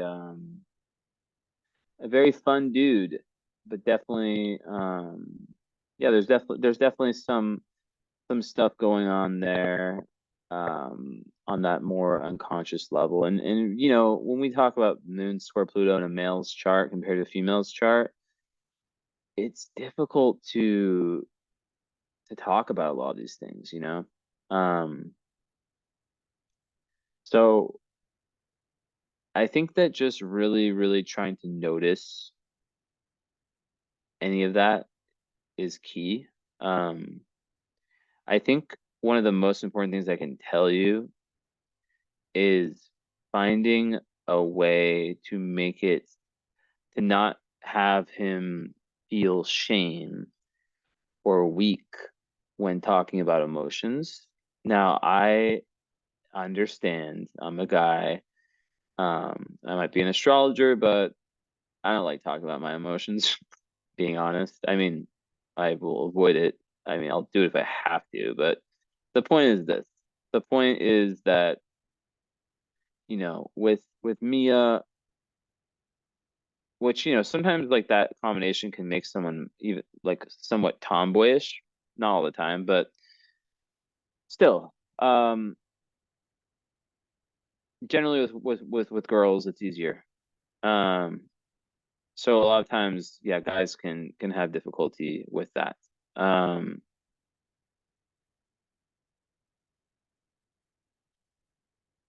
yeah, yeah. Let me see.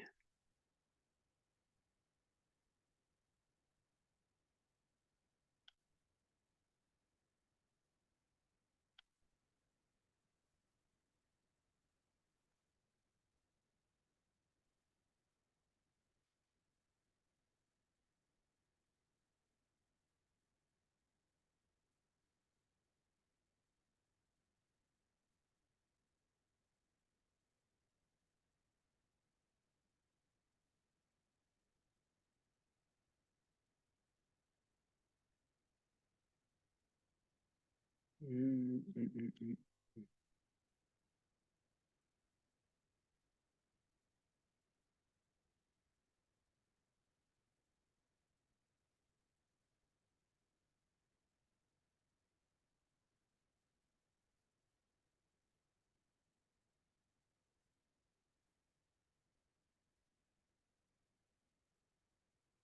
Sorry, I'm just getting into my meditative mode,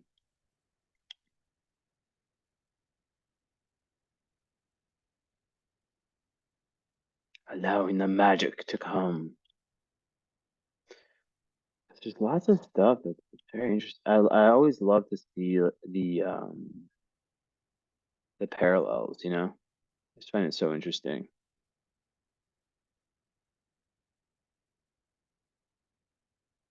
Hi, Ina.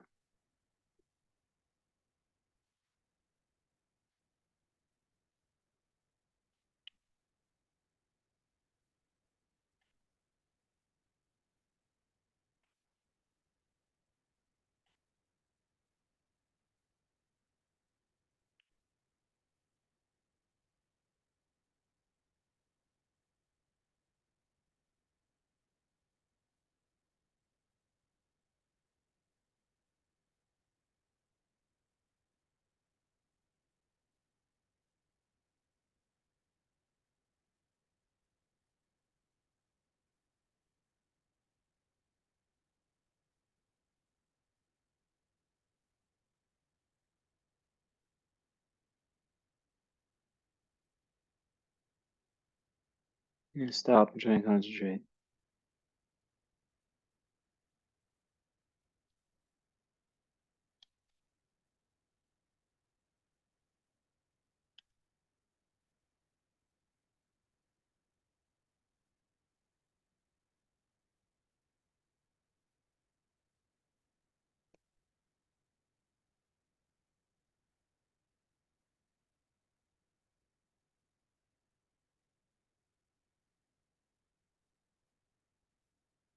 Mm, mm. Oh, oh, oh.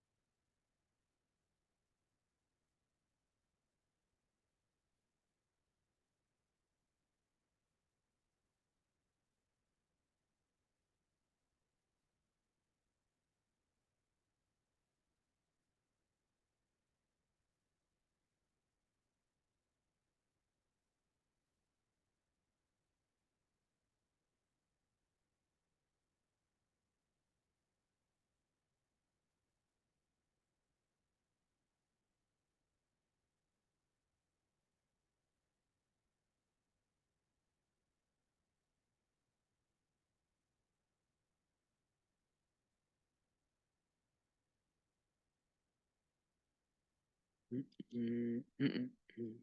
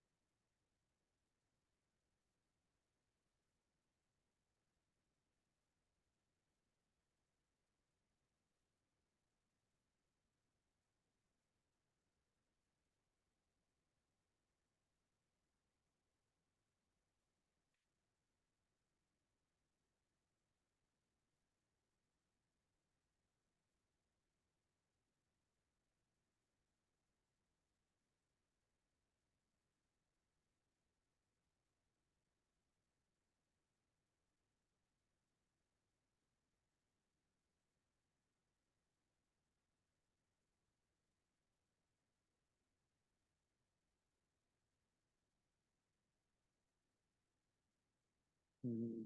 Yes. Yeah, I definitely really think that I just see a lot in his chart where it's like you gotta stay away from substances down the line. Um, when you see Neptune squaring Mars, Mercury, Sun, and this goes for both, but more for Mikey.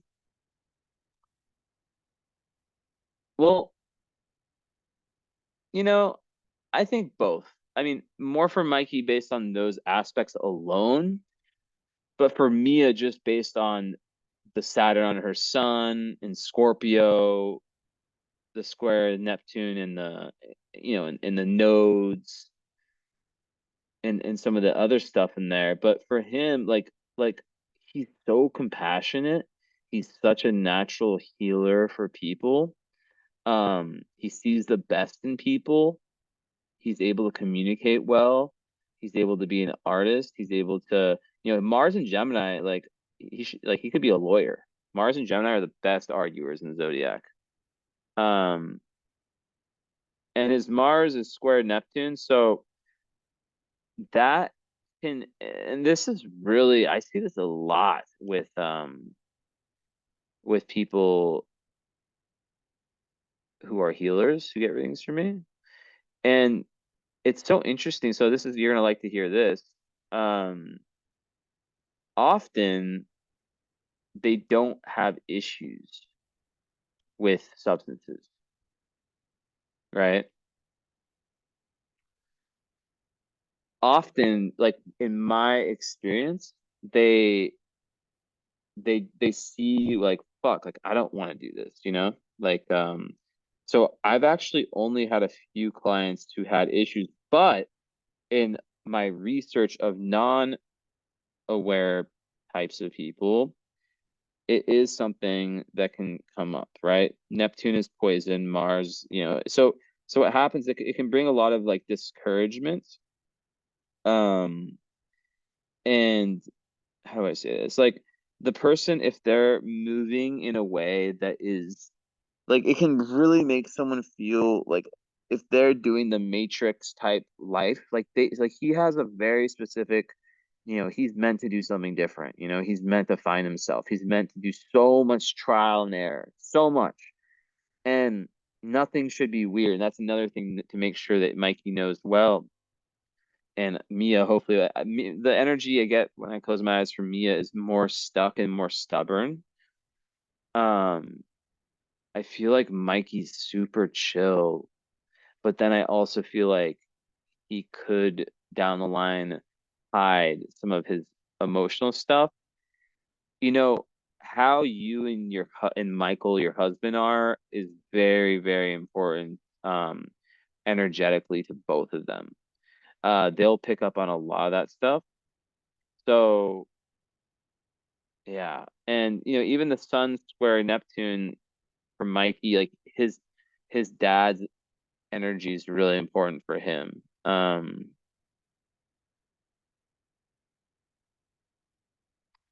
Now they have opposite moons, which is interesting, these two. So they can kind of complement each other, or they can have a more difficult relationship. But like it's not bad to have moon opposite moon. They can kind of fill in the blanks with each other. But the thing about the 12th house moon of Mia is that it can be very hidden and muddied. And it's like, how does she find that power, right? How does she go and find that within? So yeah, like, it's really, really important. Um, like for both of them not to talk, like for him to um he's like Mars, like Neptune, like there's like that potential for fighting for worthy causes. Um,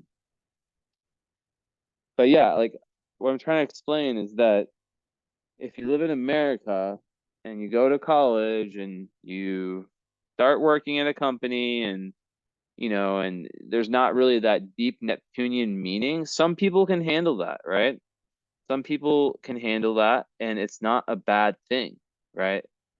However, when you have this many Neptune hard aspects, you will feel like you're going in a worthless cycle of meaninglessness.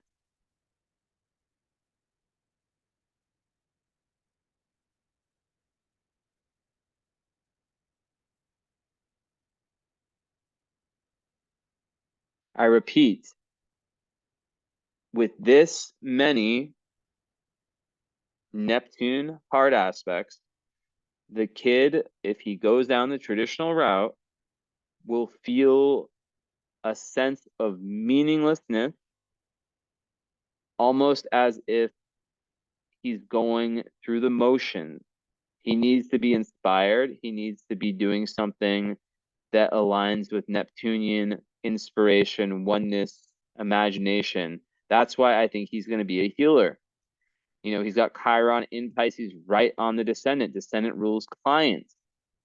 He's got his moon with his North Node in Libra. That's also related to clients and human relations and bringing peace and harmony. And, Libra moons love to make other people happy. They love to bring balance. So with some of the other parts of his chart, it all connects in a way where he could basically um, get past a lot of some of the more difficult parts of the potential perfectionism with the Virgo and Black and Lilith, right?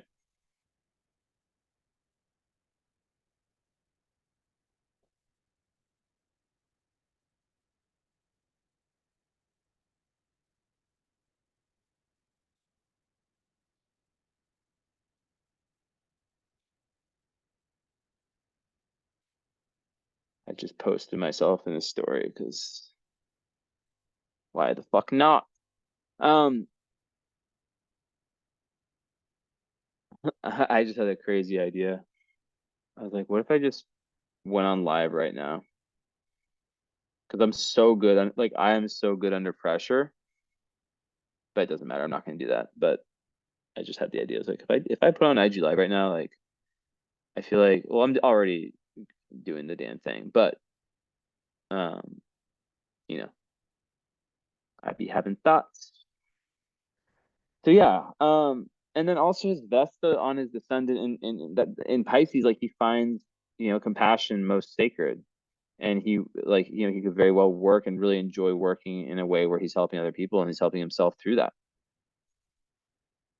But yeah, multi-talented kid, especially with words. I don't know what it is. Something with a hand, something with words, something. He'd even be a comedian. I don't fucking know. I mean, there's so many different things you can do, and it's like at the end of the day,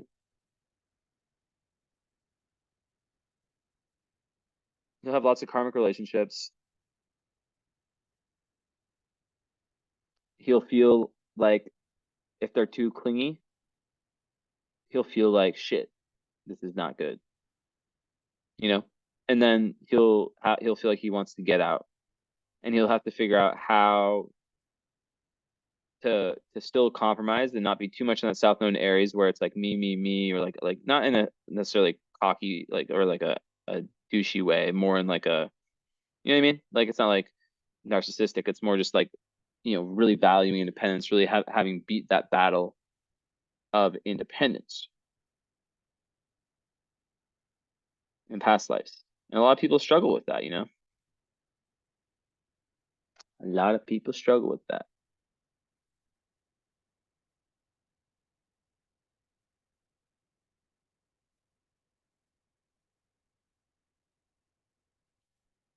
Mm, mm, mm.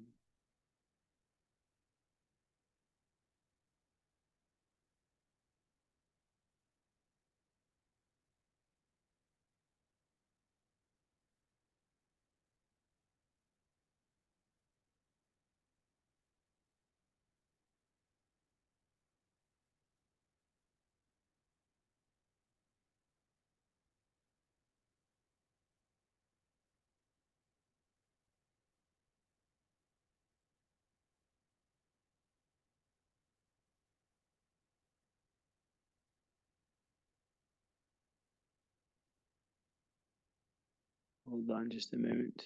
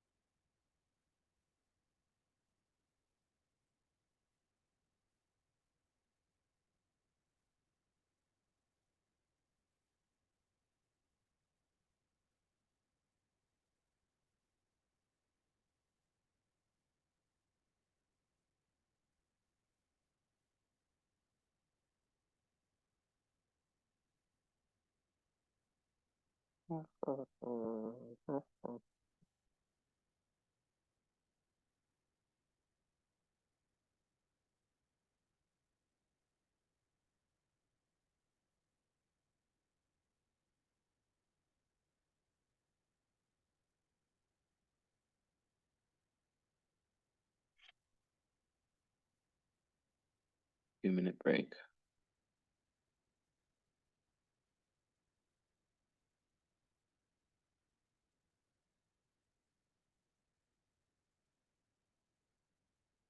When you're doing these family readings, you need to take breaks. You need to have pauses.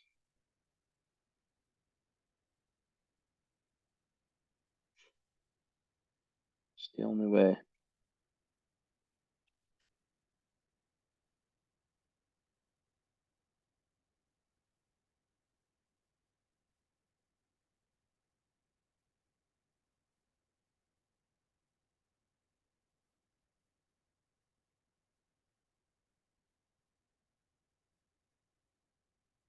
The only way.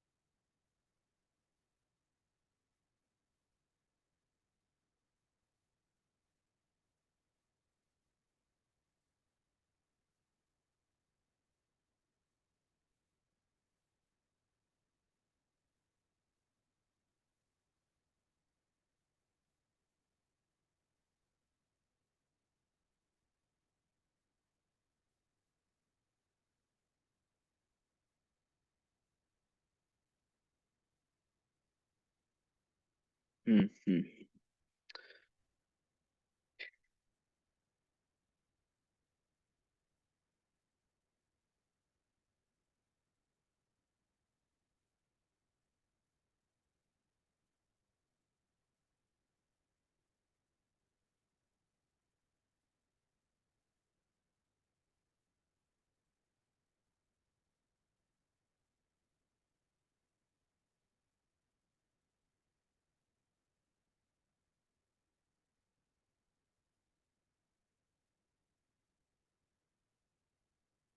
Okay. Yeah, so I think a lot of his creative talents, like I said earlier, Venus, or I mean Mars, like all that Gemini stellium trying the nose, like that's like so like, and also his destiny could be linked with art, right? North Node and Libra, Venus ruling that, and that being in Cancer in the 11th. It also really makes him, that's really good for popularity also. I gotta add that in there. Really good for popularity.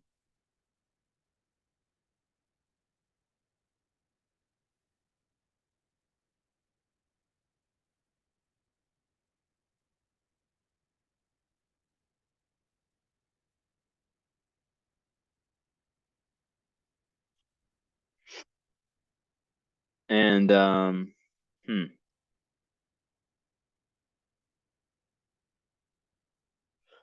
Yeah, I just think like just yeah, just making sure that he doesn't that like his escapism, like it's not, escapism isn't bad as long as it's like, it's very important for him to have a creative outlet, you know, to not slip into like the negative part of escapism, and to encourage his psychicness, you know. Both kids, like that 12th house and 8th house Uranus, if Uranus feels very free in those houses, it's the best place you can have Uranus. Really, really good, because it's boundless energy and those are boundless houses.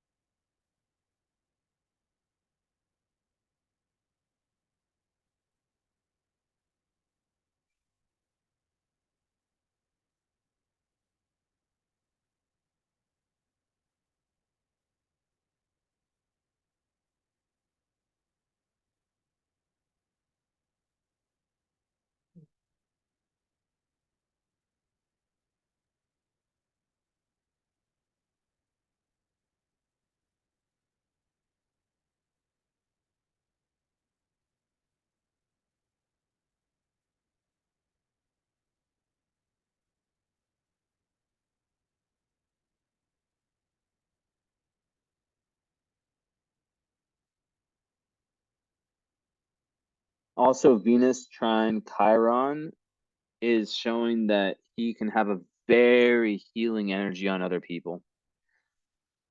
And because it's in Cancer, it's emotional, and then Cancer's in Pisces, it's a very emotional, energetic type of healing. And yeah, just really like Venus Taurus people or Venus Cancer people just really love their family. They really, really value that. Um,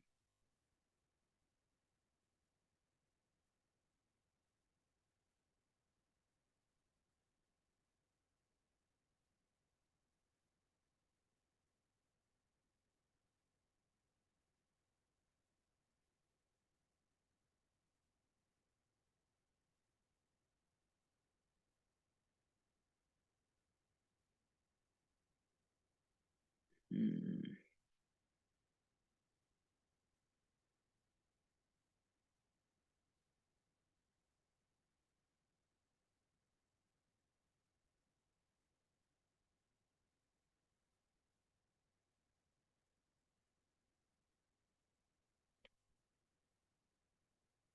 mm, mm.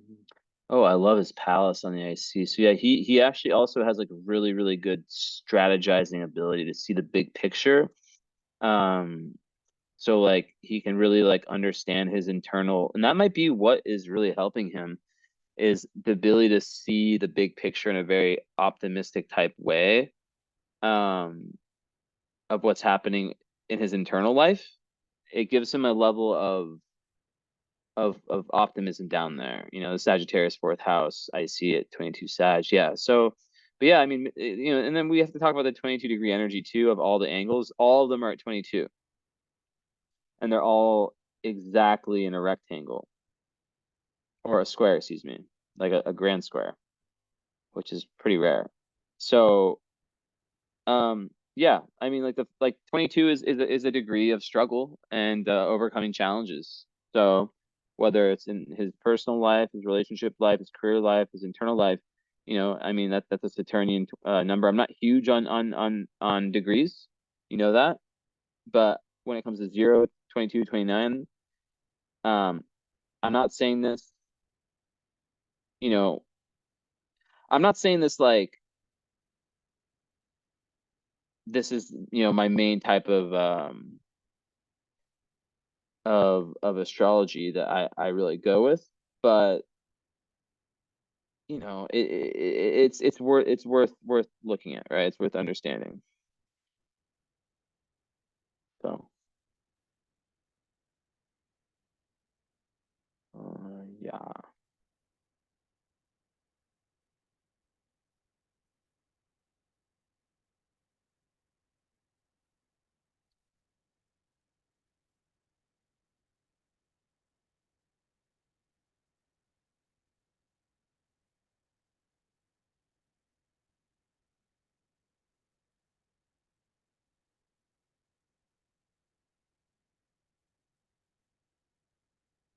Mhm.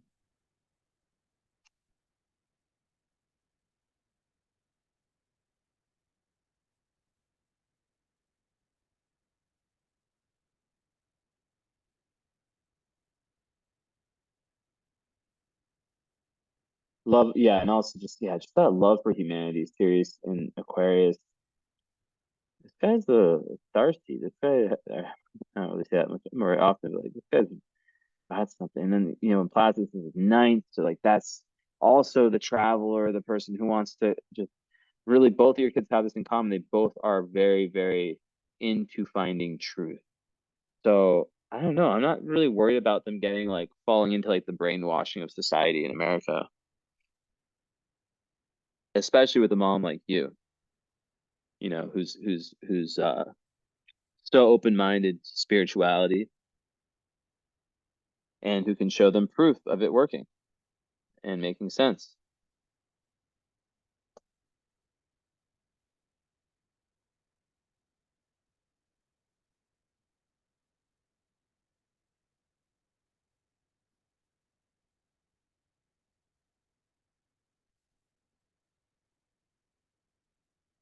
Hold on really quick, 1 second.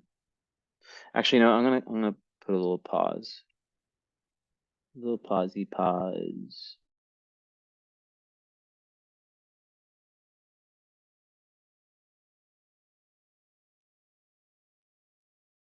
All right, let's get back to business.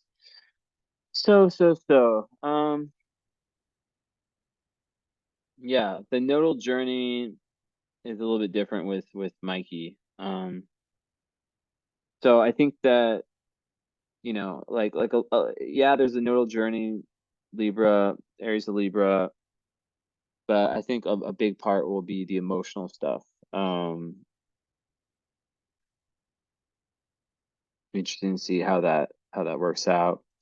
But this is the chart of someone who's gonna be very, very resilient, and the higher it's really, really about finding the high level escape, like high, like positive escapism and outlets.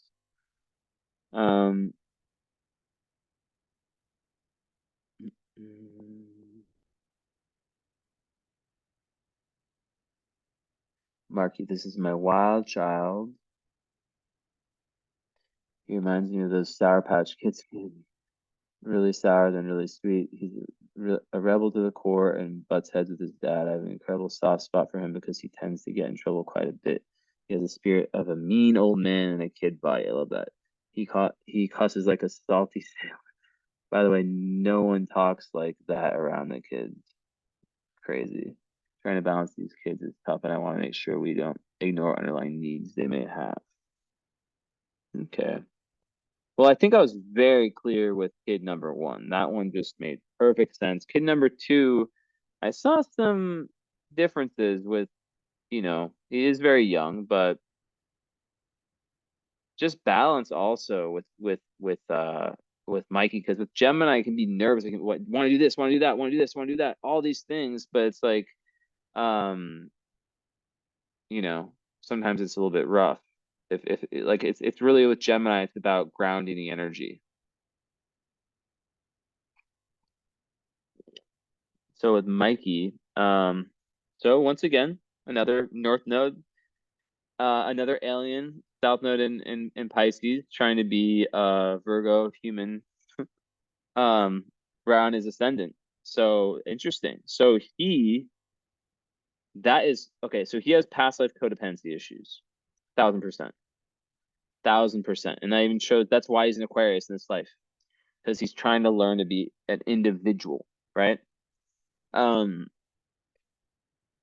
very powerful person, 29-degree Lilith in Scorpio, so you don't want to get on his bad side, that's for sure. But also a lover, you know. Aquarius are, the most interesting. I mean, he's an Aquarius Gemini. I mean, this guy is so creative and so like just curious about life. Double air, so back to back double airs. So that's why these two, you know, like they're not, they're a lot different than Mia, right? Um, Mia might feel kind of like the outsider because like you guys all have like fire and air dominant, and then she has this, she might really like I wonder like if she has confidence issues or she just feels kind of like the black sheep, like she doesn't fit in. She might be because like Leo and Aquarius, Gemini, and Libra, Gemini, Libra. It's like they might just be so much more out there and expressive than her, and then she might just be like, "Why do I feel?" So, but yeah, so yeah, his only thing the only thing for him is that he can get in his own way. Um,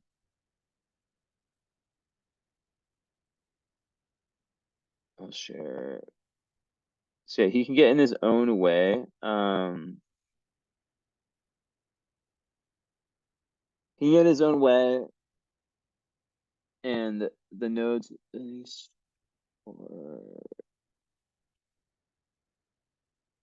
Hmm.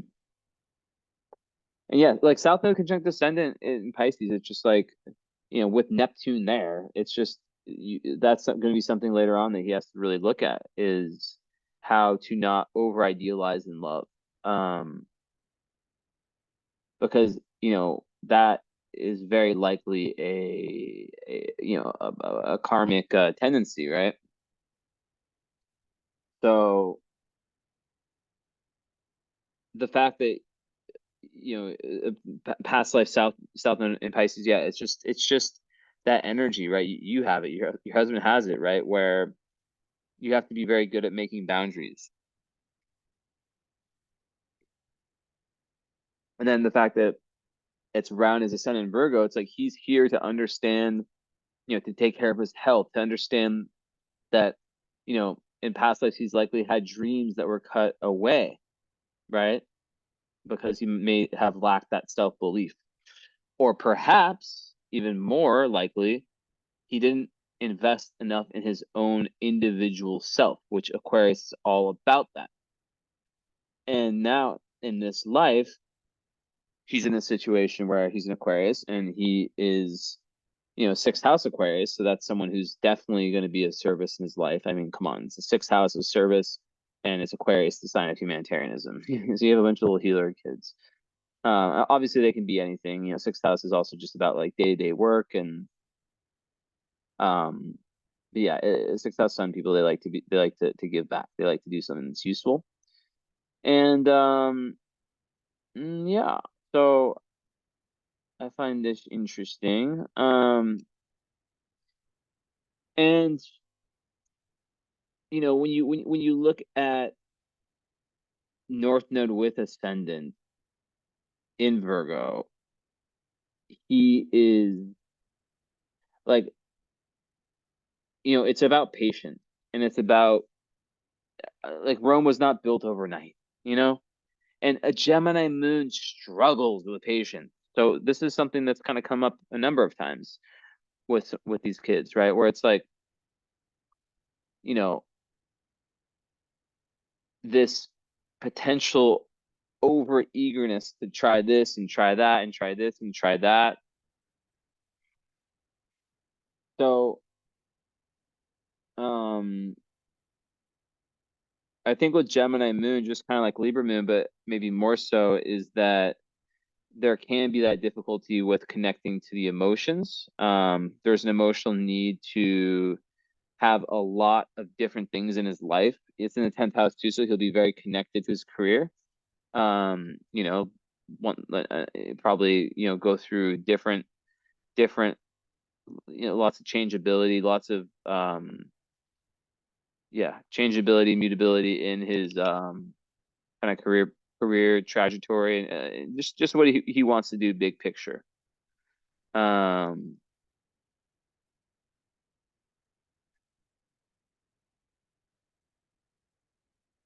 so finding his voice also, right? That's another, like as and getting to the high Virgo where he's not being too hard on himself and not being, overly idealistic. Um, so those are, yeah, so like really like realism is the name of the game here. Being able to be realistic. Um, and yeah, so it's kind of the same theme with Virgo ascendant where it's like, don't move to like don't he's trying to learn, yeah, to exist, yeah, one foot in the spiritual, one foot in the physical, but also to not um like to not give up on himself, but also to not, yeah, like to not fall victim to perfectionism, right? But still to strive to be the best he can be. And yeah, the Virgo risings are very, very they're very creative. They're very or they're, very observant, all the stuff I was talking about earlier. Um, they'll usually wait their turn rather than just jumping into something. And yeah, there's that potential. Yeah, so it's just like making sure that he doesn't, have that Virgo 100 or 0 attitude about stuff.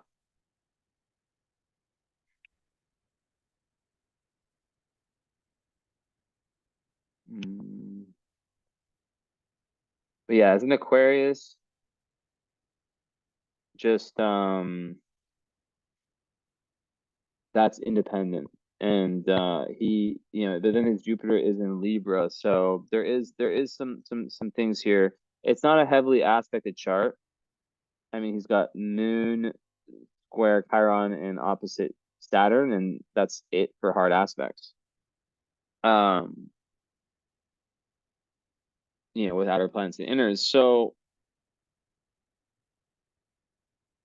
Moon, well, that's a really big one actually, because like so Moon in Gemini is very, tends to be very happy-go-lucky, but Saturn opposite Moon is one of the hardest aspects in astrology. It can cause it can cause like really internal types of restrictions, like feelings of feeling internally emotionally restricted.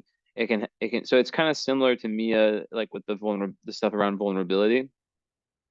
Um, and when Gemini is already a lot more logical when it comes to emotions, like Gemini moons prefer to sort of talk their emotions out. It's important to still, make contact with the energy of emotions, right? Um,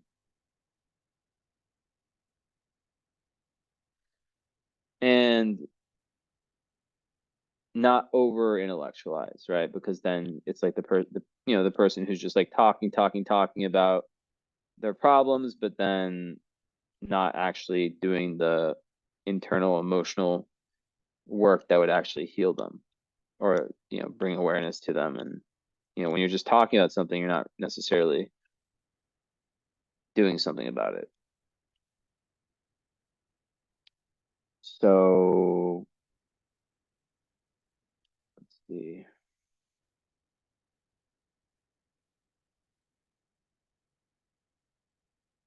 Yeah, so just the word independence is just huge. But yeah, with so Moon with opposite Saturn,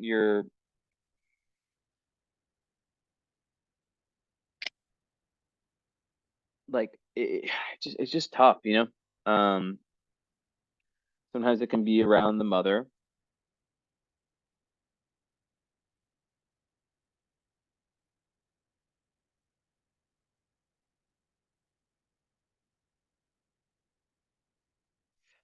but yeah, it just really is that sort of internal stuff, you know, the internal stuff.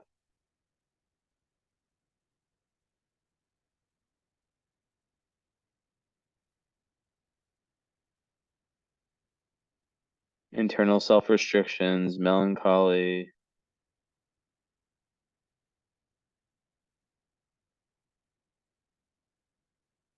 So, you know, the key is just yeah, kind of like to really, really find avenues for self-expression. That's the key.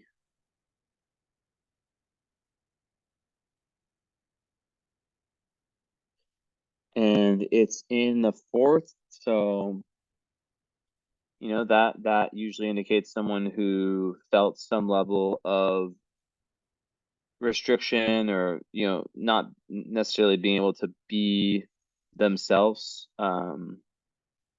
in their childhood.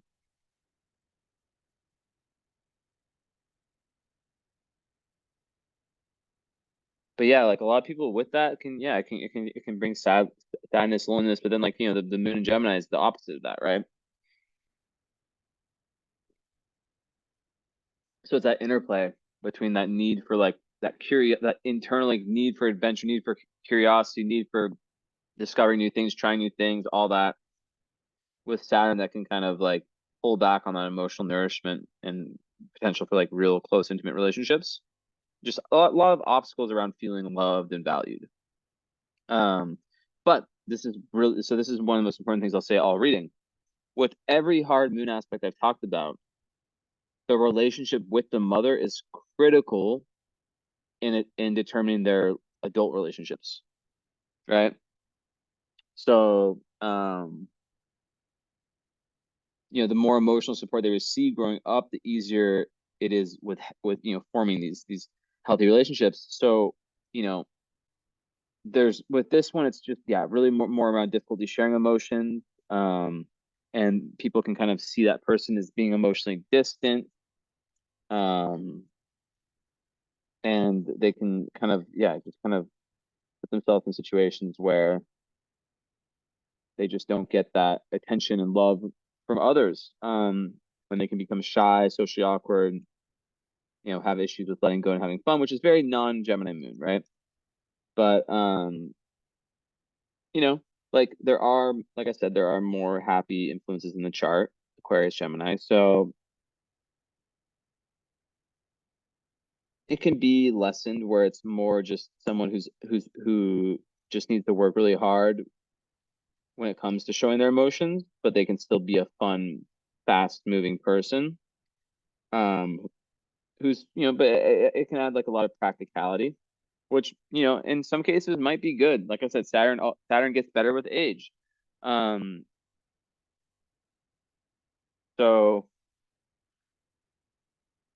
yeah, I mean, it gets better with age, and um,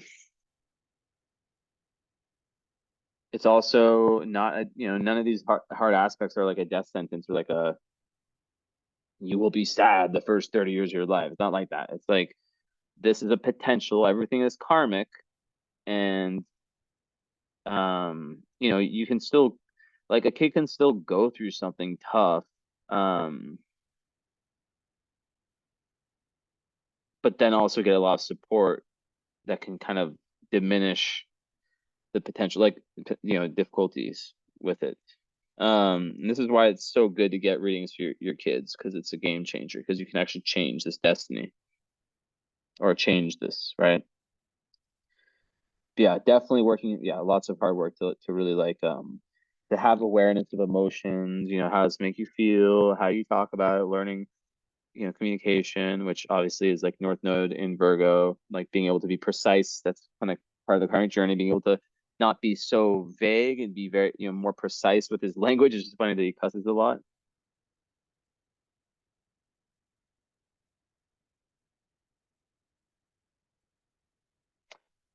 Um, but yeah, there could be like a fear also of getting close to people. Um, but yeah, just yeah, like barriers that come up around getting real close. So yeah, it really is about hard work, practice, patience, and things get easier, right? Um, and yeah, and then the moon square Chiron is just more around someone who has a level of emotional pain that they need to overcome and that they can then use to be like in really harsh times, that is like abandonment issues, an early trauma tied to the mother or the nurturing parent,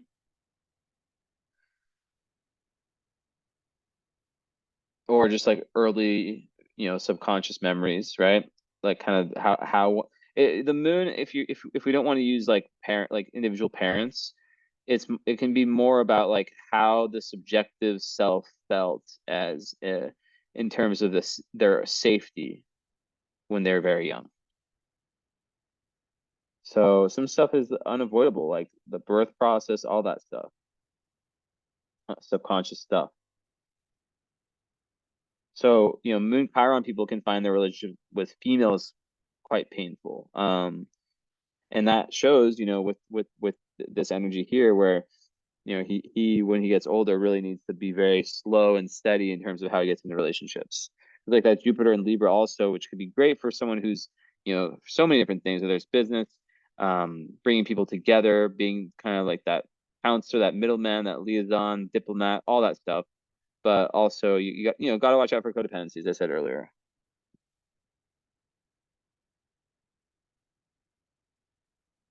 I mean, it's cool that he has like the sun in Aquarius about independence, the moon in Gemini, even with its aspects, it's still, more independent. So that's good. But yeah.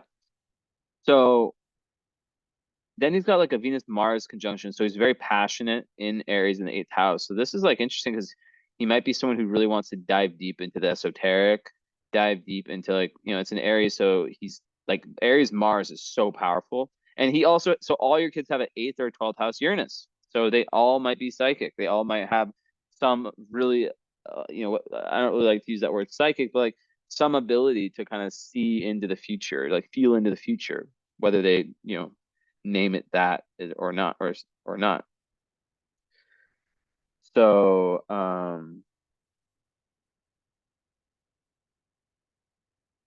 yeah. So a lot of times with Moon Chiron, it's just all about acceptance and letting go.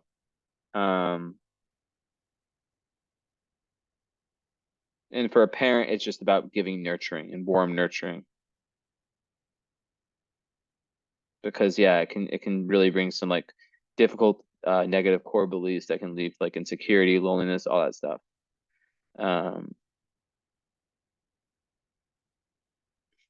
and also another big thing for that one is learning to care for the self on an emotional level and just in general, and just like teaching one how to do that. Hi, Esme.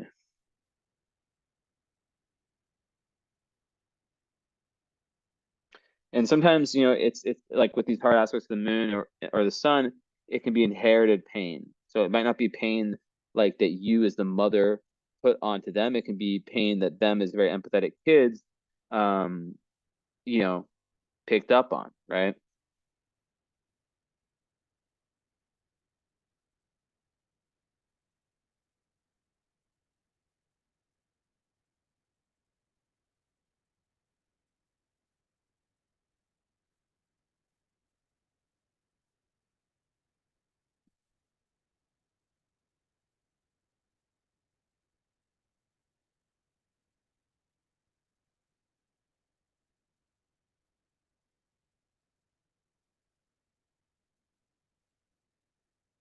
I mean, I'm just gonna say, like a lot of times with Moon Square Chiron, the mom wasn't, my experience wasn't ready to be a parent like early on.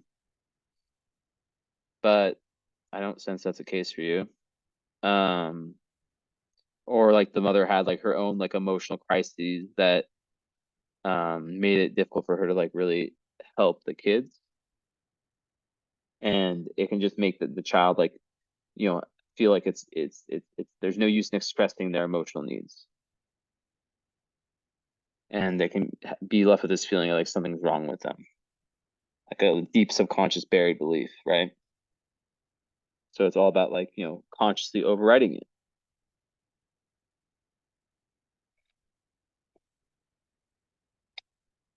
So like people with this can become the best parents both to their own inner child and to their future children, right? But it's very common for healers to have Chiron heart aspects. Um,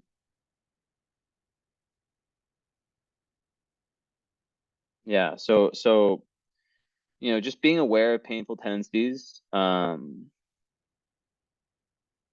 within ourselves, like whether it's you or your child in the future, that like you doing that for you is able to teach your child how to have better beliefs about himself in respect to the world, right? All of them, right? So you and your husband, like there is that mimicking that happens with a lot of these aspects.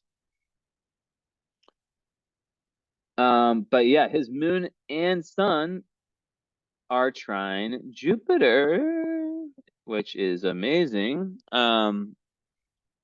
Which means that he has, drum rolls, a grand trine. Jupiter, Sun, Moon. Damn. I mean, the Moon one, it's, you know, 8+ degrees, so it's a little bit of a loose one, grand trine, but Jupiter's kind of, it's sort of like the midpoint. I mean, it's close, it's very close to being the midpoint of the sun and the moon. And well, actually, Uranus is the midpoint, right? Because it's 8, 4. Yeah, Uranus and Eris are like right on that. So that kind of speaks to how through his own individuation, especially as it relates to anything esoteric, anything, related to going deep and finding his own, doing his own healing and doing his own, just anything, any kind of inner movement into the areas of life that are more that others might be more afraid of exploring and so forth. Like that's where he can really really find a lot. But then with Jupiter, Sun, Moon, that does so much to his chart. So his Moon trine Jupiter, that's like one of the best aspects of the Moon. I mean, even so, like that overwrites a lot of what I said about Saturn. That gives him that actually pushes away a lot of that negativity of Saturn, and it can both can exist at the same time, but it creates optimism. So he might still have that those some of the stuff I talked about, but Jupiter's saving this chart big time. That's internal people sun, Jupiter trine Moon, they have this real optimism and glass half full. So even if there are lots of emotional restrictions and difficulties that come up, he'll have perspective, and he'll be able to kind of have this like big picture, like positive, okay, I'm going to handle it like this type attitude, which is so good. And then on the sun, that creates someone with a ton of confidence. It's a really good karmic aspect. And someone who's not afraid to be themselves is an Aquarius, someone who has leadership teaching qualities, someone who has just a big aura, big personality, very, it's very good for confidence and popularity.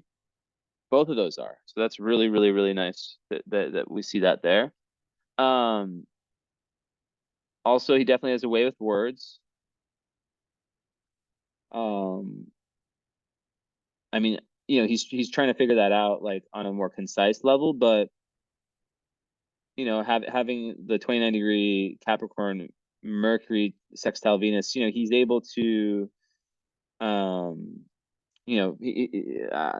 I feel like he can, definitely communicate in like a very fun fifth house Leo type way mixes in a level of logic. And yeah, it's funny they cusses a lot because Capricorn can be kind of like that, like sarcastic and dark humor, that kind of thing.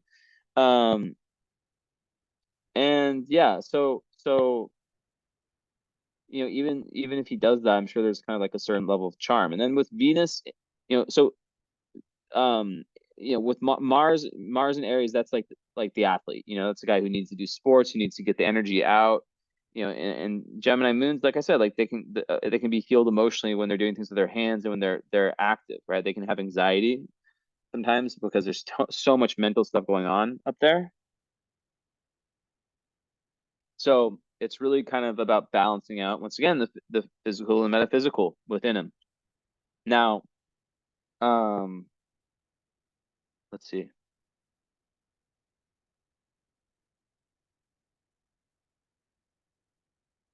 Hmm. Jupiter opposite Uranus, that's like a very genius opposition. And yeah, so like yeah, Mars and Aries, yeah, like I said, in the eighth house, someone who's intense, who's deeply probing, and that will give him an edge in life. You know, Aries, Mars people don't get pushed around. They are not to be messed with.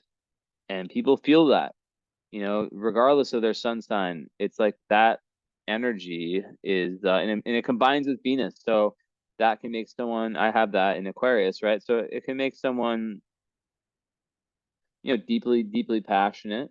Um,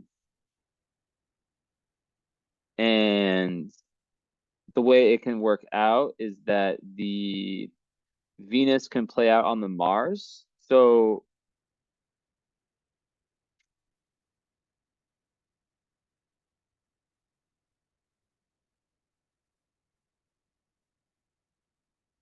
1 sec.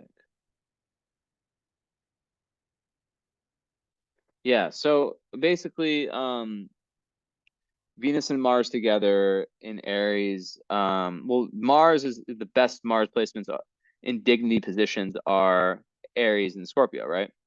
Um, Venus in uh in Aries is interesting, but it definitely, like, it's crazy that it's just very passionate, and they give their all in relationships, friendships, and their passions. They're very interested. But I've realized, like, probably half of my clients have Venus in Aries. It's crazy. And I've realized that those people are just really interested. They value themselves a lot. They're really interested in self-development. That's probably why they get astrology readings. Um, so, valuing independence, and in relationships, he'll really value independence. Um, he'll probably be a go-getter in love, but he also has to watch out for that tendency to put to watch out the movies you show him. Don't give him that. I mean, just the whole Disney, like love stuff. The kind of screws people over the long term. People with Neptune on their descendant can be very prone. Like, it can be, they can definitely fall for some of that stuff. So yeah, just something to look out for. But sure.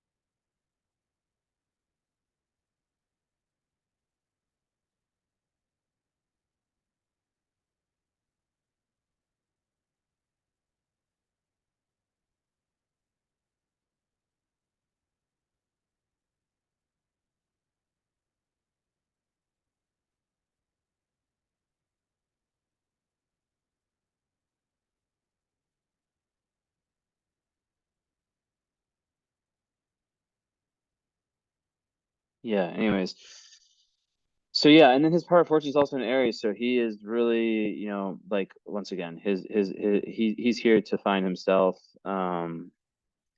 So yeah, the relationships he has are gonna have to be, they're gonna have to play by his rules, the Aries energy and love can be very go-getter, but then when they have the person, they can be like, if there's clinginess, they're not gonna like it. Kind of goes for all your kids because they all have like the Uranus square, so they'll probably really all, like their own space once they get old enough to date and stuff. Um, but yeah, Venus conjunct Mars usually gives like a lot of desire for like love and affection. So like they can be very big relationship people, which I would not be surprised. Um, lover boy right here. But sometimes the level of intensity is like too much for a partner to cope with, right? And then when you add in some of the other stuff, the Saturn stuff, I'm not too worried about this kid to be honest. Jupiter literally saved this chart. But with this one, so this is like a huge part for him is your relationship with him.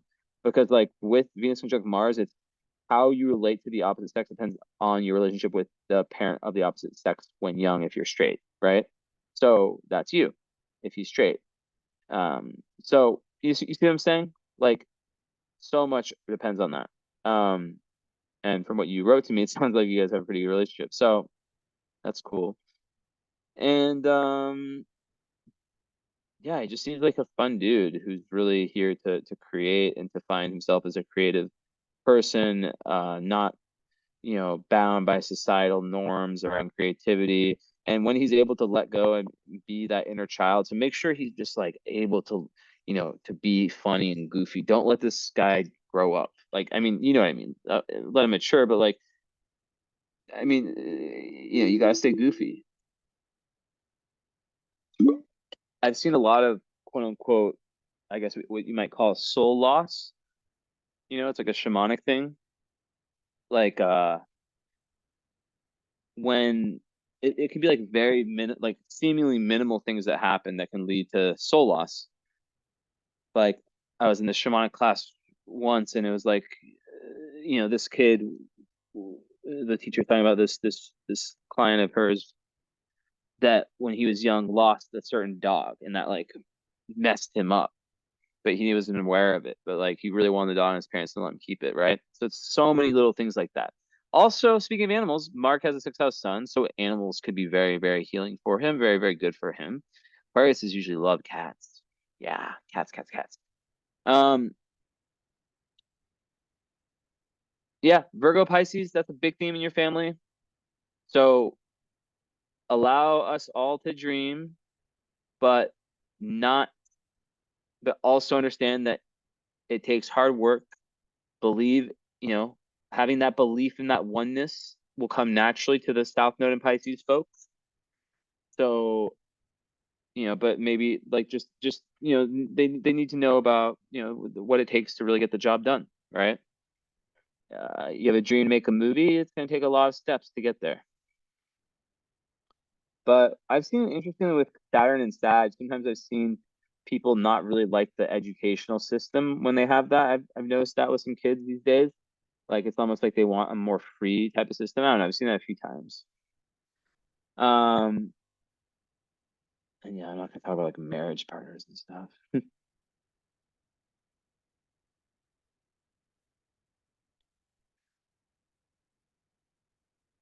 Oh yeah, and then yeah, of course, like the fact that his midheaven or his sun is sextile the ruling planet of it in Uranus. He'll be someone who's different. Like he'll be very different, like eccentric, but in a way that's very, very, very loving. Like how there's like people who are like weirdos, and it like people don't like it. But there's other people who are very eccentric, but it's very lovable and kind of there's just a totally different energy between the two of them. And the sextile does a really good job for that. Okay, let me pull some stuff up.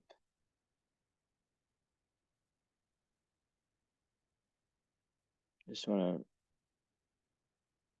run some of these.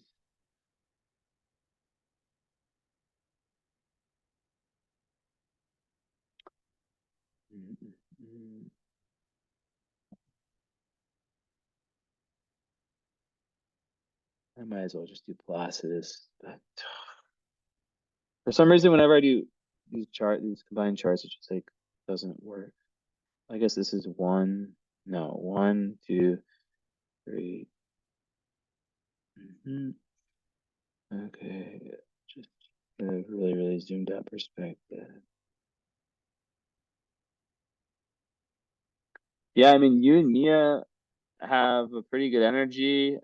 There is a lot of emotional stuff that has to be overcome, like Saturn opposite Moon, Moon, Aries, conjunct Chiron. It's a relationship where you guys are healing each other. And that's her Moon in Aries. So yeah, you guys are really healing each other. That's the purpose of the relationship. And maybe you're meant to trigger something in her that leads to her healing. And 24, 4, 4, 4, 4 Libra. Um, 8 Libra. Yeah, so Saturn, Saturn will do that opposite. 26, 26. Yeah, so Uranus trine Sun, you guys and Mars. Um yeah, it's quite eccentric, but it is Virgo and one and Aries rising, Moon rising. So it's an up and down relationship, but it's a relationship that you guys need to learn to not to kind of calm down the passions. And with her Aries Moon, it's just like it could be difficult for you. You're very sensitive Pisces Moon. But she's sensitive too. It's 12th house, so she needs alone time. You need alone time, and perhaps you can be someone who guides and shows her how to get that. And how, yeah. So 1, 2, 3. Um, but yeah, like Sun in Virgo conjunct Mars in Virgo, a lot of Earth, water, fire. So the lack of air is just speaking to the need to focus on communication. Now there is Virgo, which is Mercury. Oh no, you guys have Mercury in Libra. That's really good. So you guys have every element. Um, North Node is on the IC, so yeah, it's just like healing and balancing out anything that's difficult between you two. So very healing. Um,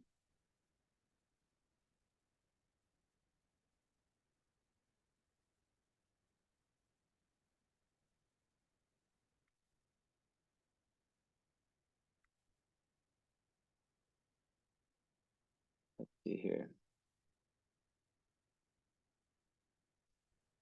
Yeah, so yeah, your guys' confidence is going to be very similar because you and Michael are born in such similar periods. So yeah, I mean it's the same energy with Michael and Mia. Mars with Virgo. 1, 2, 3, 4.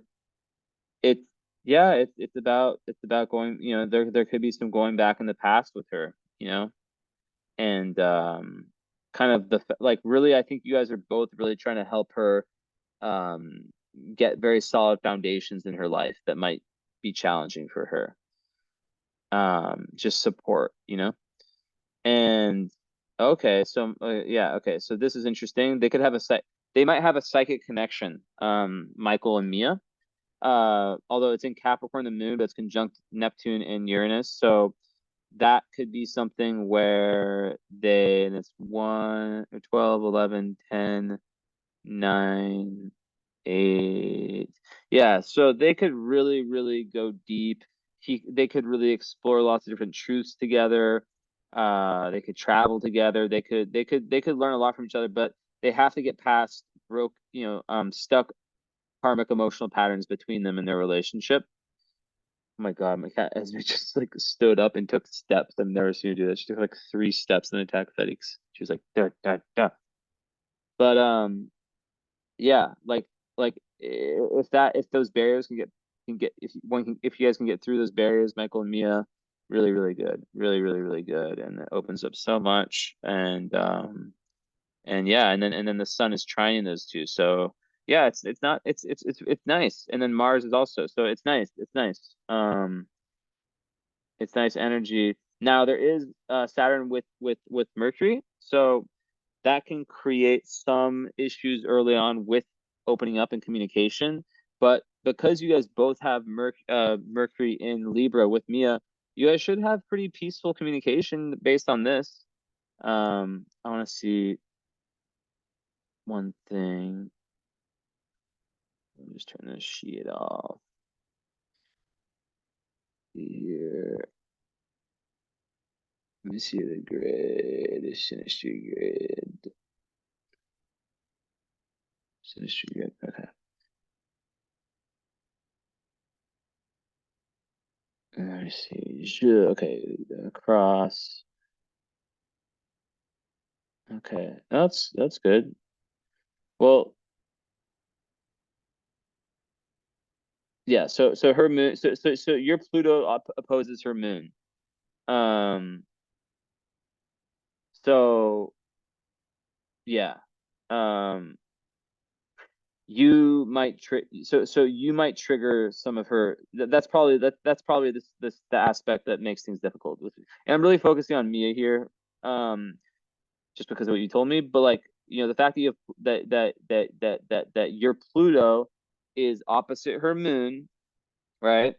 That means that you being yourself can trigger a lot of her emotional darkness, right? Her moon, and then vice versa.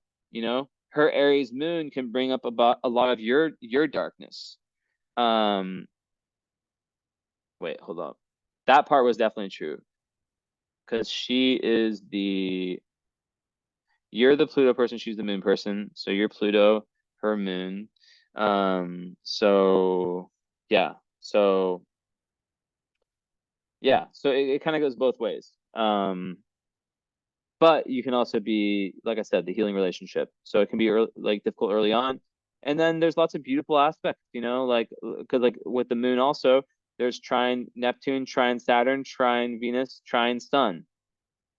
So that offsets a lot of it. Um, your moon, there's nothing difficult, so it's not hard for you in that emotional level. Sun, really, really good. Um, you guys have sun trine moon. That's beautiful. So yeah, I mean, and then trine Mars, trine Jupiter.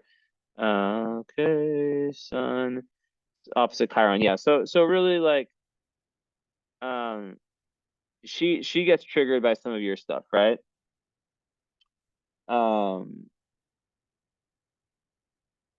like it's stuff that's quite heavy that she'll deal with one day, but that's how it's meant to be. Like it can kind of just like spring forward karmic wounds, but she's meant to have that. That's why you're her parent. One reason you're her parent, right? So yeah, it is speaking about how this relationship could be, about through delving into past hurts. Like it can be a very healing relationship where you learn valuable lessons about each other or about one another, and or about yourselves as individuals. Okay, so this is huge. Your Mercury is squaring her Saturn, so that just creates conflict with poor communication. So that I always look at that with kids, and just obstacles around communication, and a lot you guys have to get past with that. Um, and you can actually get quite affected if she's very critical of you. Um, so you guys have to kind of figure that out. But then also you guys have a nice trine with Uranus, and your guys' Mercury's trying each other. So that's actually really, really good, where your minds can actually really meet. So you see there's always a mix of difficult and easy. Um, okay, so yeah. So then there's Mars. Your Mars squaring. You can definitely motivate her big time towards her purpose. Um, and she can even do that to you.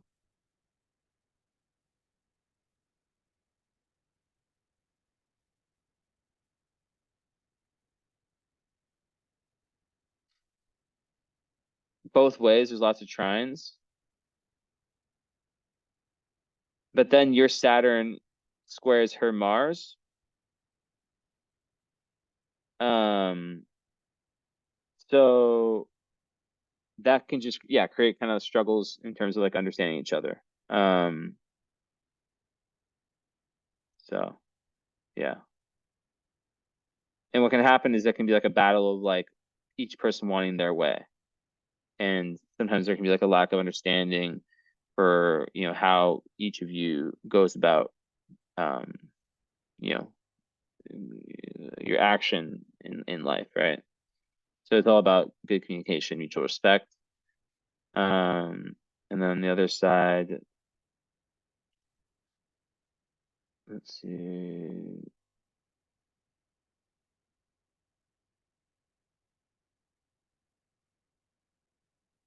Yeah, so what can happen there with Uranus Mars is that like yeah, Mia can just need a lot of space from you, Misty. Um and sometimes you might feel like that need, which is inner child, that independence, that time alone, that can be, difficult for you. So yeah, it's just all about giving freedom, and just having that really light Leo energy, that light, you know, beautiful Leo energy.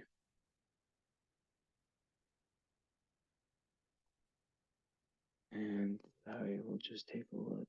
I never do this, by the way. This is the first, maybe second time I've ever done this in a family reading.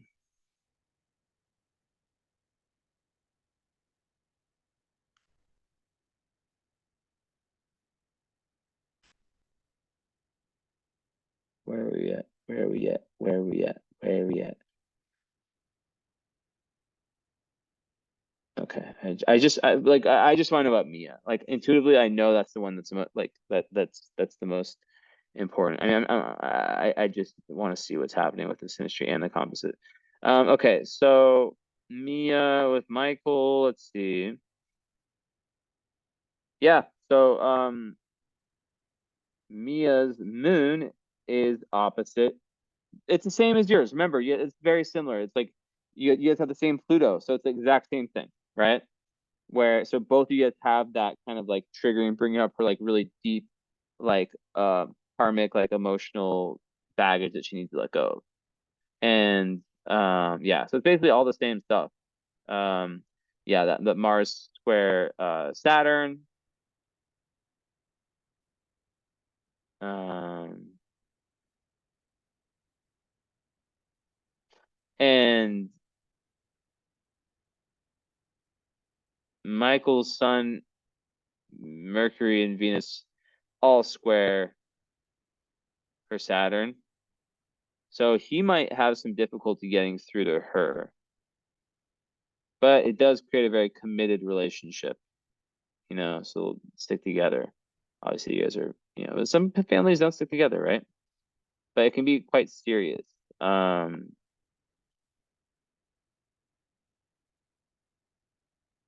Very, very karmic, thing between them two.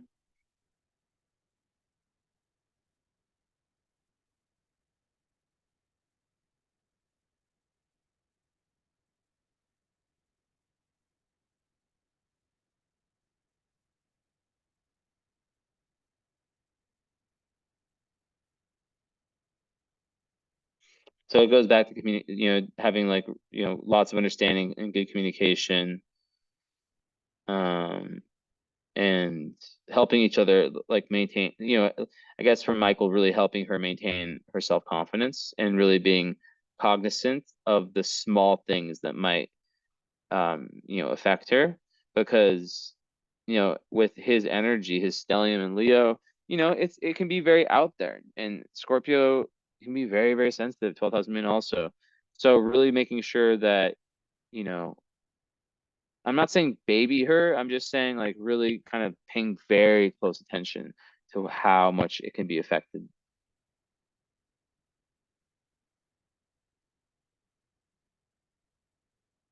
What's this one? I want how many degrees?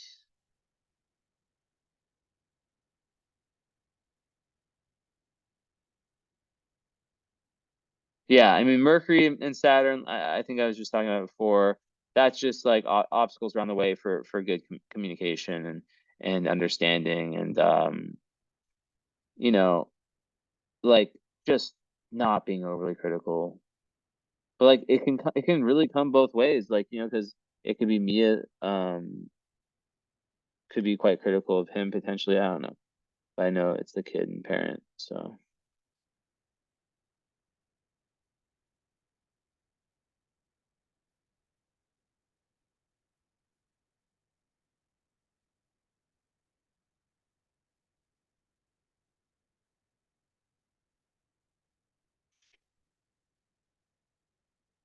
see here.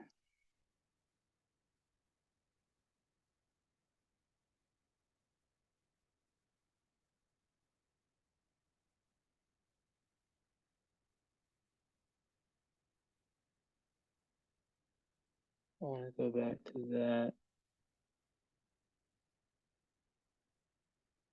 See the nodes. Oh yeah, because everything there. Yeah, so both of you guys have you and Michael have your nodes, your south node conjunct Mia's Chiron, meaning that there's some karmic pain between you two, or between you and Michael, who are like a team because your charts are so similar, and Mia, right? But also, um, there's lots of it's a very healing relationship both ways. Okay, let me take a look at this.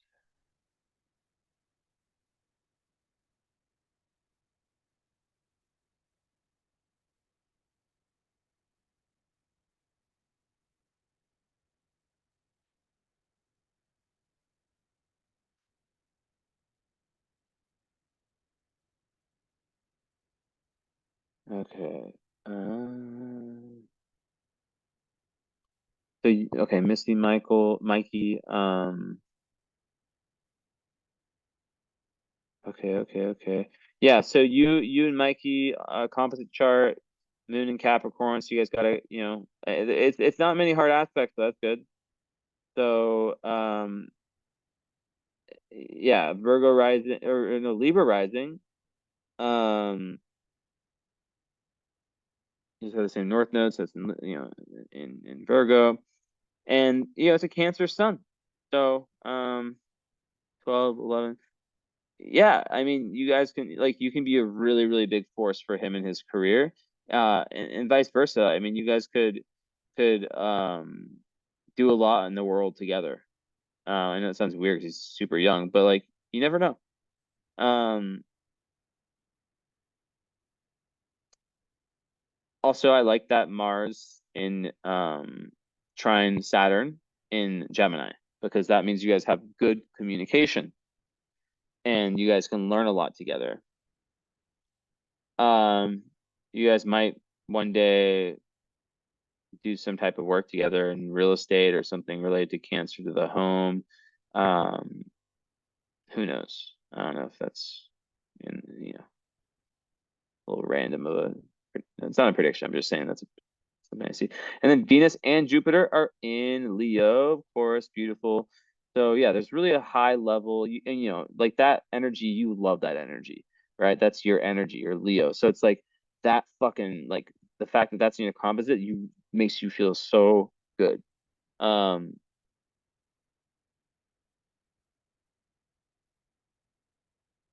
yeah. So and then that Mars and Gemini makes him feel so good. And then that Libra rising, you see, it's a really, really good composite chart. The fact that so there's things that that are in your natal chart, there's things that are in his. So it's nice, very nice. And even the Leo, has a good relationship with the Gemini. So yeah, I mean, I see I could totally see you guys it's like the moon is riding the IC. So it's like there's a big home, loving to be at home together energy. So this makes so much sense why you guys have such a strong relationship. Moon Brown and Icy so attached to each other karmically too. Okay, okay. Also, you guys were probably married potentially in a past life. I know it sounds weird, but that's just how it is. I'm not going to say that for sure. I'm just saying, I mean, you guys definitely have really strong past life karma. You have part of fortune right on the south node. The south node is it's close to the center. It's not close enough where I'd be like, you guys have been married. I'm just saying you guys have been together close. Vertex and south node on the like, close to the descendant with part of fortune. So that's interesting.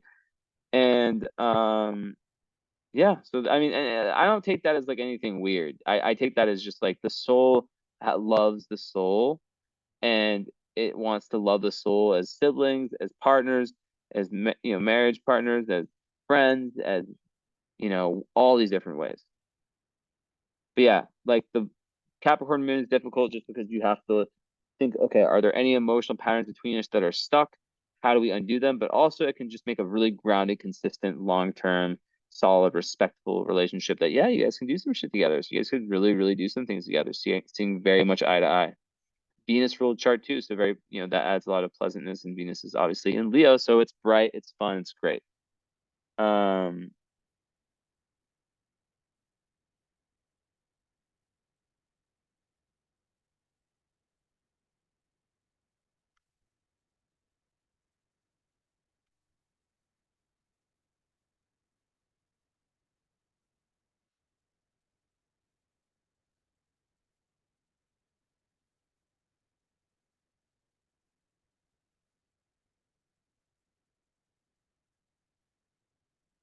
and yeah, I mean, it's going to be like the same for all of these composites for the most part for you and Michael. But for Michael and Mikey, beautiful, beautiful, beautiful. Yeah, like Leo rising. So they have a ton of karma, and because there's some the 12th house sun and yeah, so they're really here to do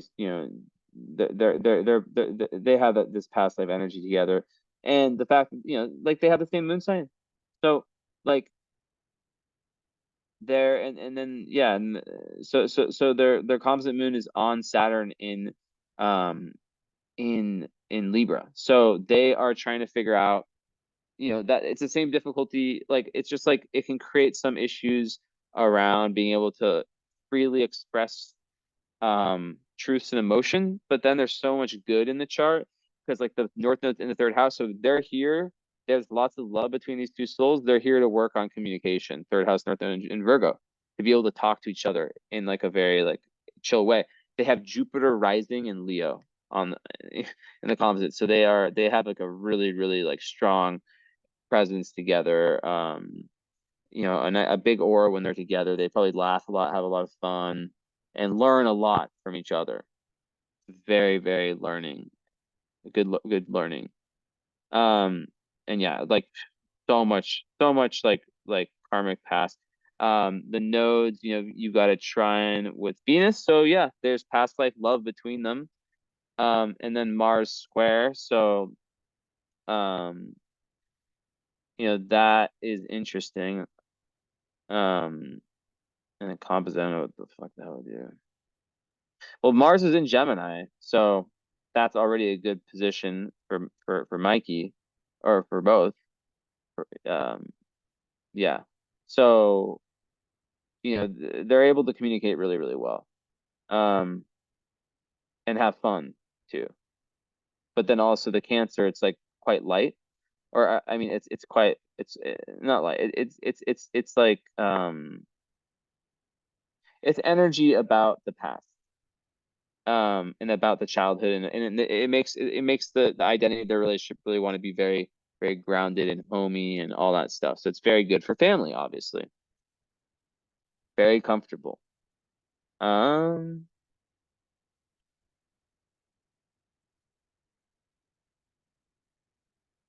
yeah, maybe there's even some spiritual energy in this. Who knows? Like in terms of like meditating. And I think that you guys they both definitely push each other creatively, inner childly.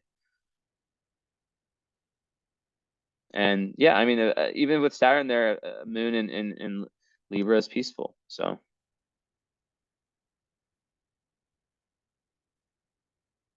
let's see here.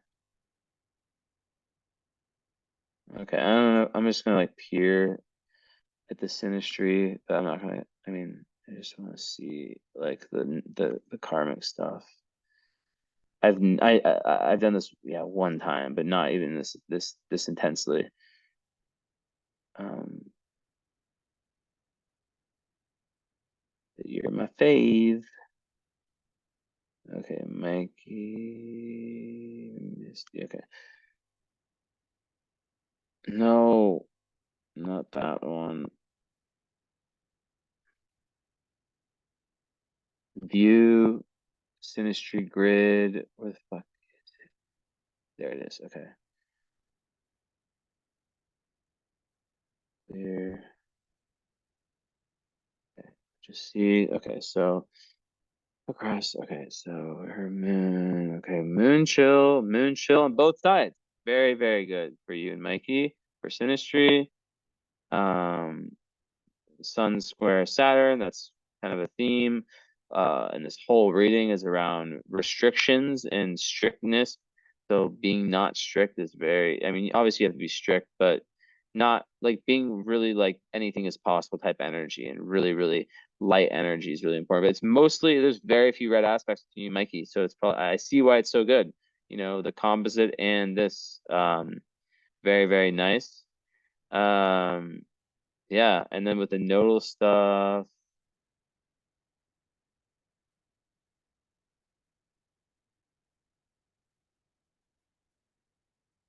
mm, mm, mm. Interestingly, there's difficult past life karma shown in the synastry between you, but there's still a lot of it. So perhaps you guys, but Mikey's Neptune is conjunct your south node, so you guys were probably healers together.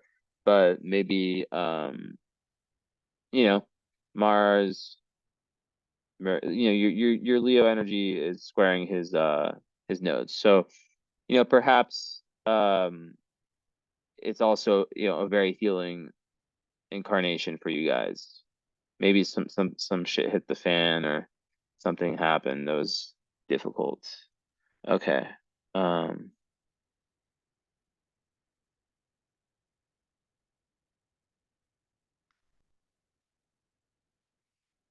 and yeah, it's the same. It's mostly the same for Michael and Mikey. However, there's Uranus opposite Moon. So yeah, that can just, you know, I mean, and that's interesting because doesn't he's the one that has that natally, right? He is, yeah. So um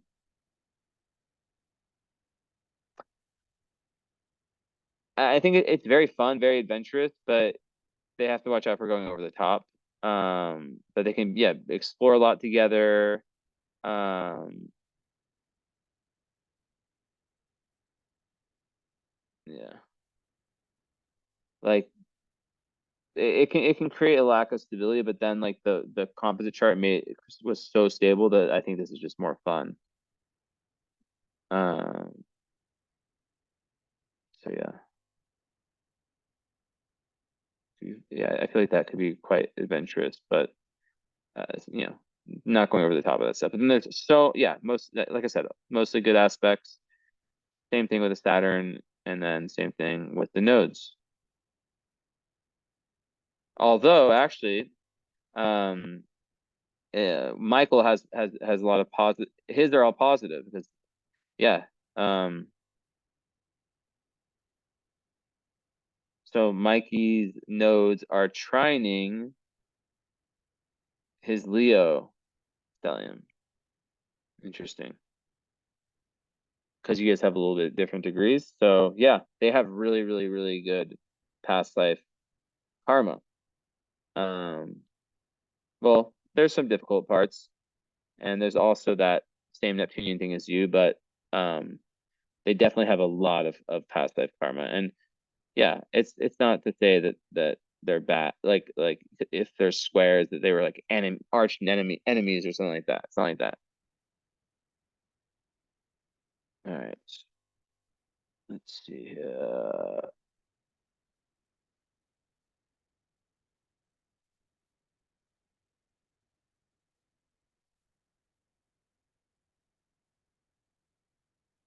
Marquee.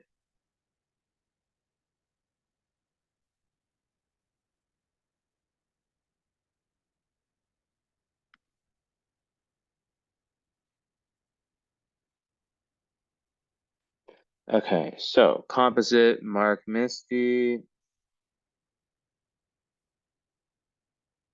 All right, big time good. Jupiter rising, baby. Amazing, amazing, amazing. Oh wow, you guys have a great composite from what I see now. I mean, there are some. It's not perfect, but it's pretty nice. I mean, you guys have Sun and Moon in Taurus and Mars, so a lot of really chill energy between you two. Very down to earth, very peaceful, and it's in the Una. Okay, one. Okay, ninth. So it's explorative yet grounding, and it can really, yeah, it's very chill. A Taurus moon, like, come on. Now it is square Uranus, so that does add that dynamic to want to like stand out from the crowd as a duo, but also it adds like a very intuitive potential for you guys. And yeah, moon opposite Saturn and composite is the relationship feeling, it's a theme in this reading. It's like lots of work that has to be done to get to allow the emotions to flow. But because it's in Taurus, which is like um, Taurus moon is an amazing placement. Um, hold on. I mean, it's just like you guys are able to meet um your emotional needs.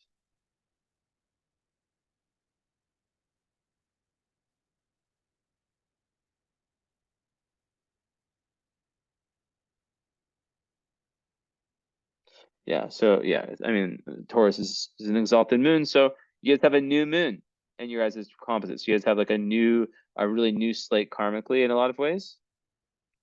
Um, but yeah, because there is Uranus, you guys will want to have fun, but you guys will want to be different. And also, with Mercury, it's conjunct Saturn, so there will be, but it's square Uranus and square Neptune, so there can be a little bit of confusion with your guys' communication. Um, it's also conjunct, yeah, so it's conjunct Saturn, so there can be that organization, but it's important to this is more of like a conservative chart, but then Jupiter on the ascendant makes everything just like very positive. So yeah, I feel like this is interesting. It's funny that you said he cusses around you, and then you have Scorpio Mercury conjunct Saturn in your composites. That's funny. Um, but yeah, like definitely a interesting composite. And mm, mm, mm. You were his mom in a past life, with the moon in the trine of the nodes, Mercury also. So you guys have, yeah, a lot of karma between you two, big time. And the only square is Venus. You guys may have been lovers. Um, who knows? And maybe you guys are trying to repair. And Pluto. Damn. So you guys definitely have had some kind of traumatic stuff in past lives that you guys are trying to repair. You guys love each other's souls and you're trying to repair that. The composite lacks fire in any way and has enough barely water and um, air. It has with the Venus in Gemini. So you guys, yeah, just very, it's a good mix of fun and conservative. But yeah, a lot of Earth, a lot of Taurus. You guys have to watch out for not being too kind of stubborn. But like, with your relationship as mother and daughter and son, I would say that's really, really positive to have that. Okay, so and yeah, with the Pluto square in the nodes, that's just like, you know, you guys are it's kind of a theme of your chart. You're healing a lot of that relationship in this lifetime. You have pretty complementary charts. So yeah. Okay. Michael and Mark, 0 degree Leo rising and nearly Regulus moon. So Mark is definitely hold on.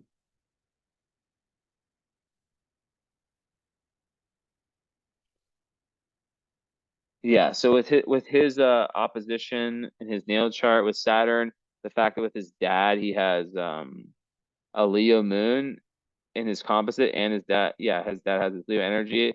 That's about as good as it gets.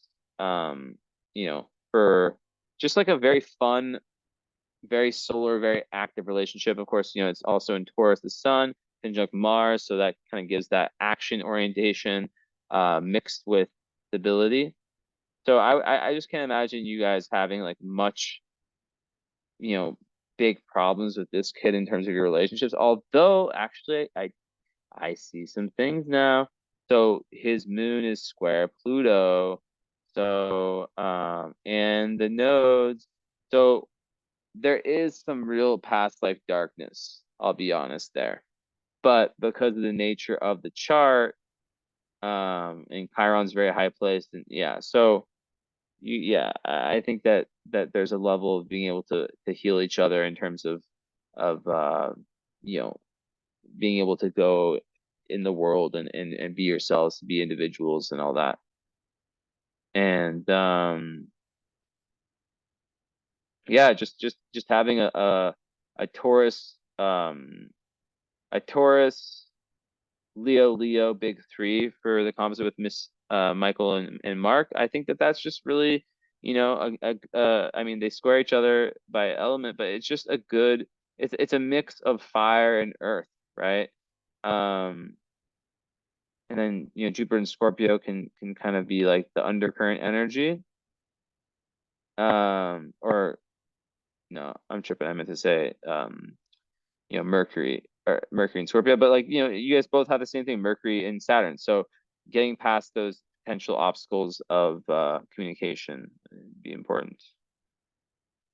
All right, so let's just look at this.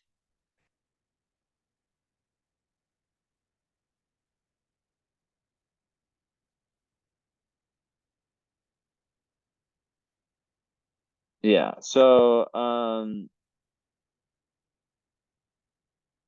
you guys' moons square each other, you and Marky. So that can be a little, yeah, that can be difficult.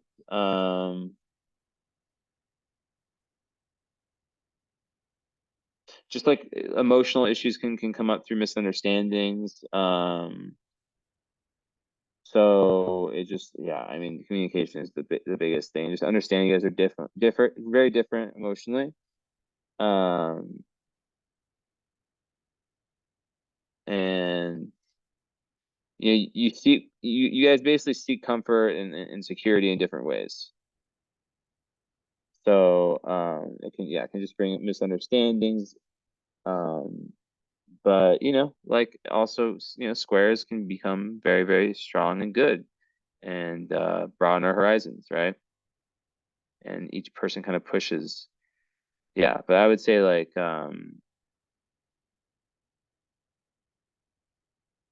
Pisces and Gemini, it's just one person, the alone time, the need, taking in things, the kind of the whole Pisces moon still speak, and then Gemini so social, but then yeah, because it's with the Saturn energy, I think that you can really, really help and break down some of those boundaries. And then I think the Jupiter trine also helps with that, because Jupiter and Pisces have a good relationship. Um,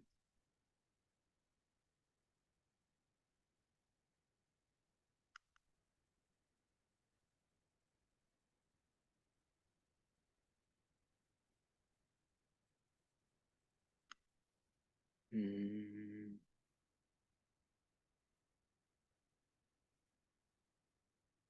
stop me, not right now.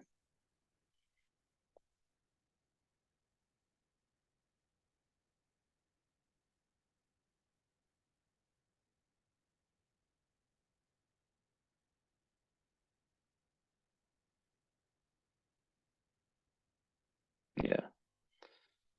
And then nodally, it's just the Neptune,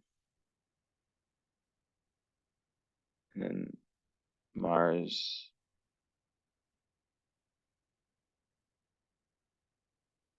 And yeah, of course, you guys have the same nodes, right? North node conjunct north node. So that's great. Um,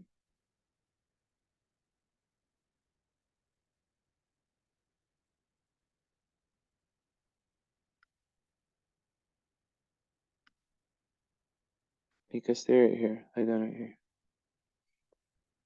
Yeah, so Michael, very similar.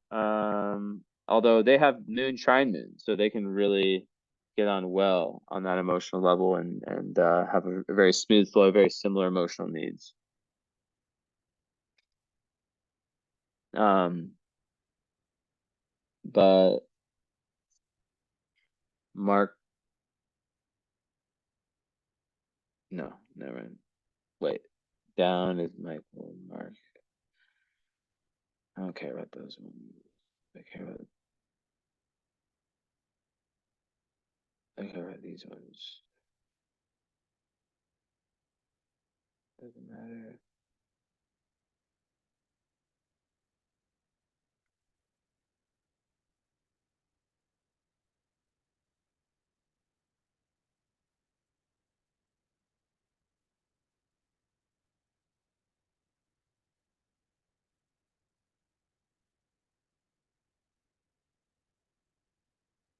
Yeah, I don't see much difficult here.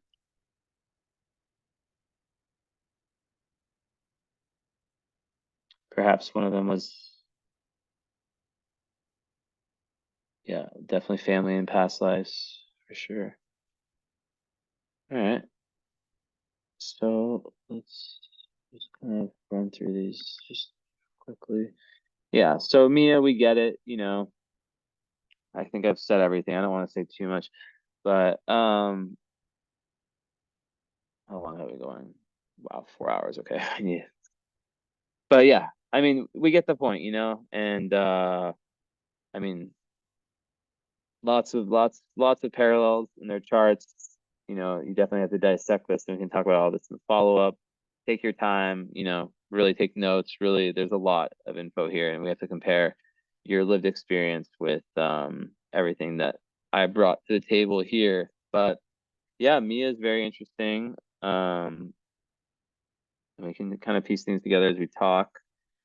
And yeah, I mean, they're all really interesting, but yeah, Mia seems like the one that is quite different than the rest. Um, cool. All right. Well, I will just hold on.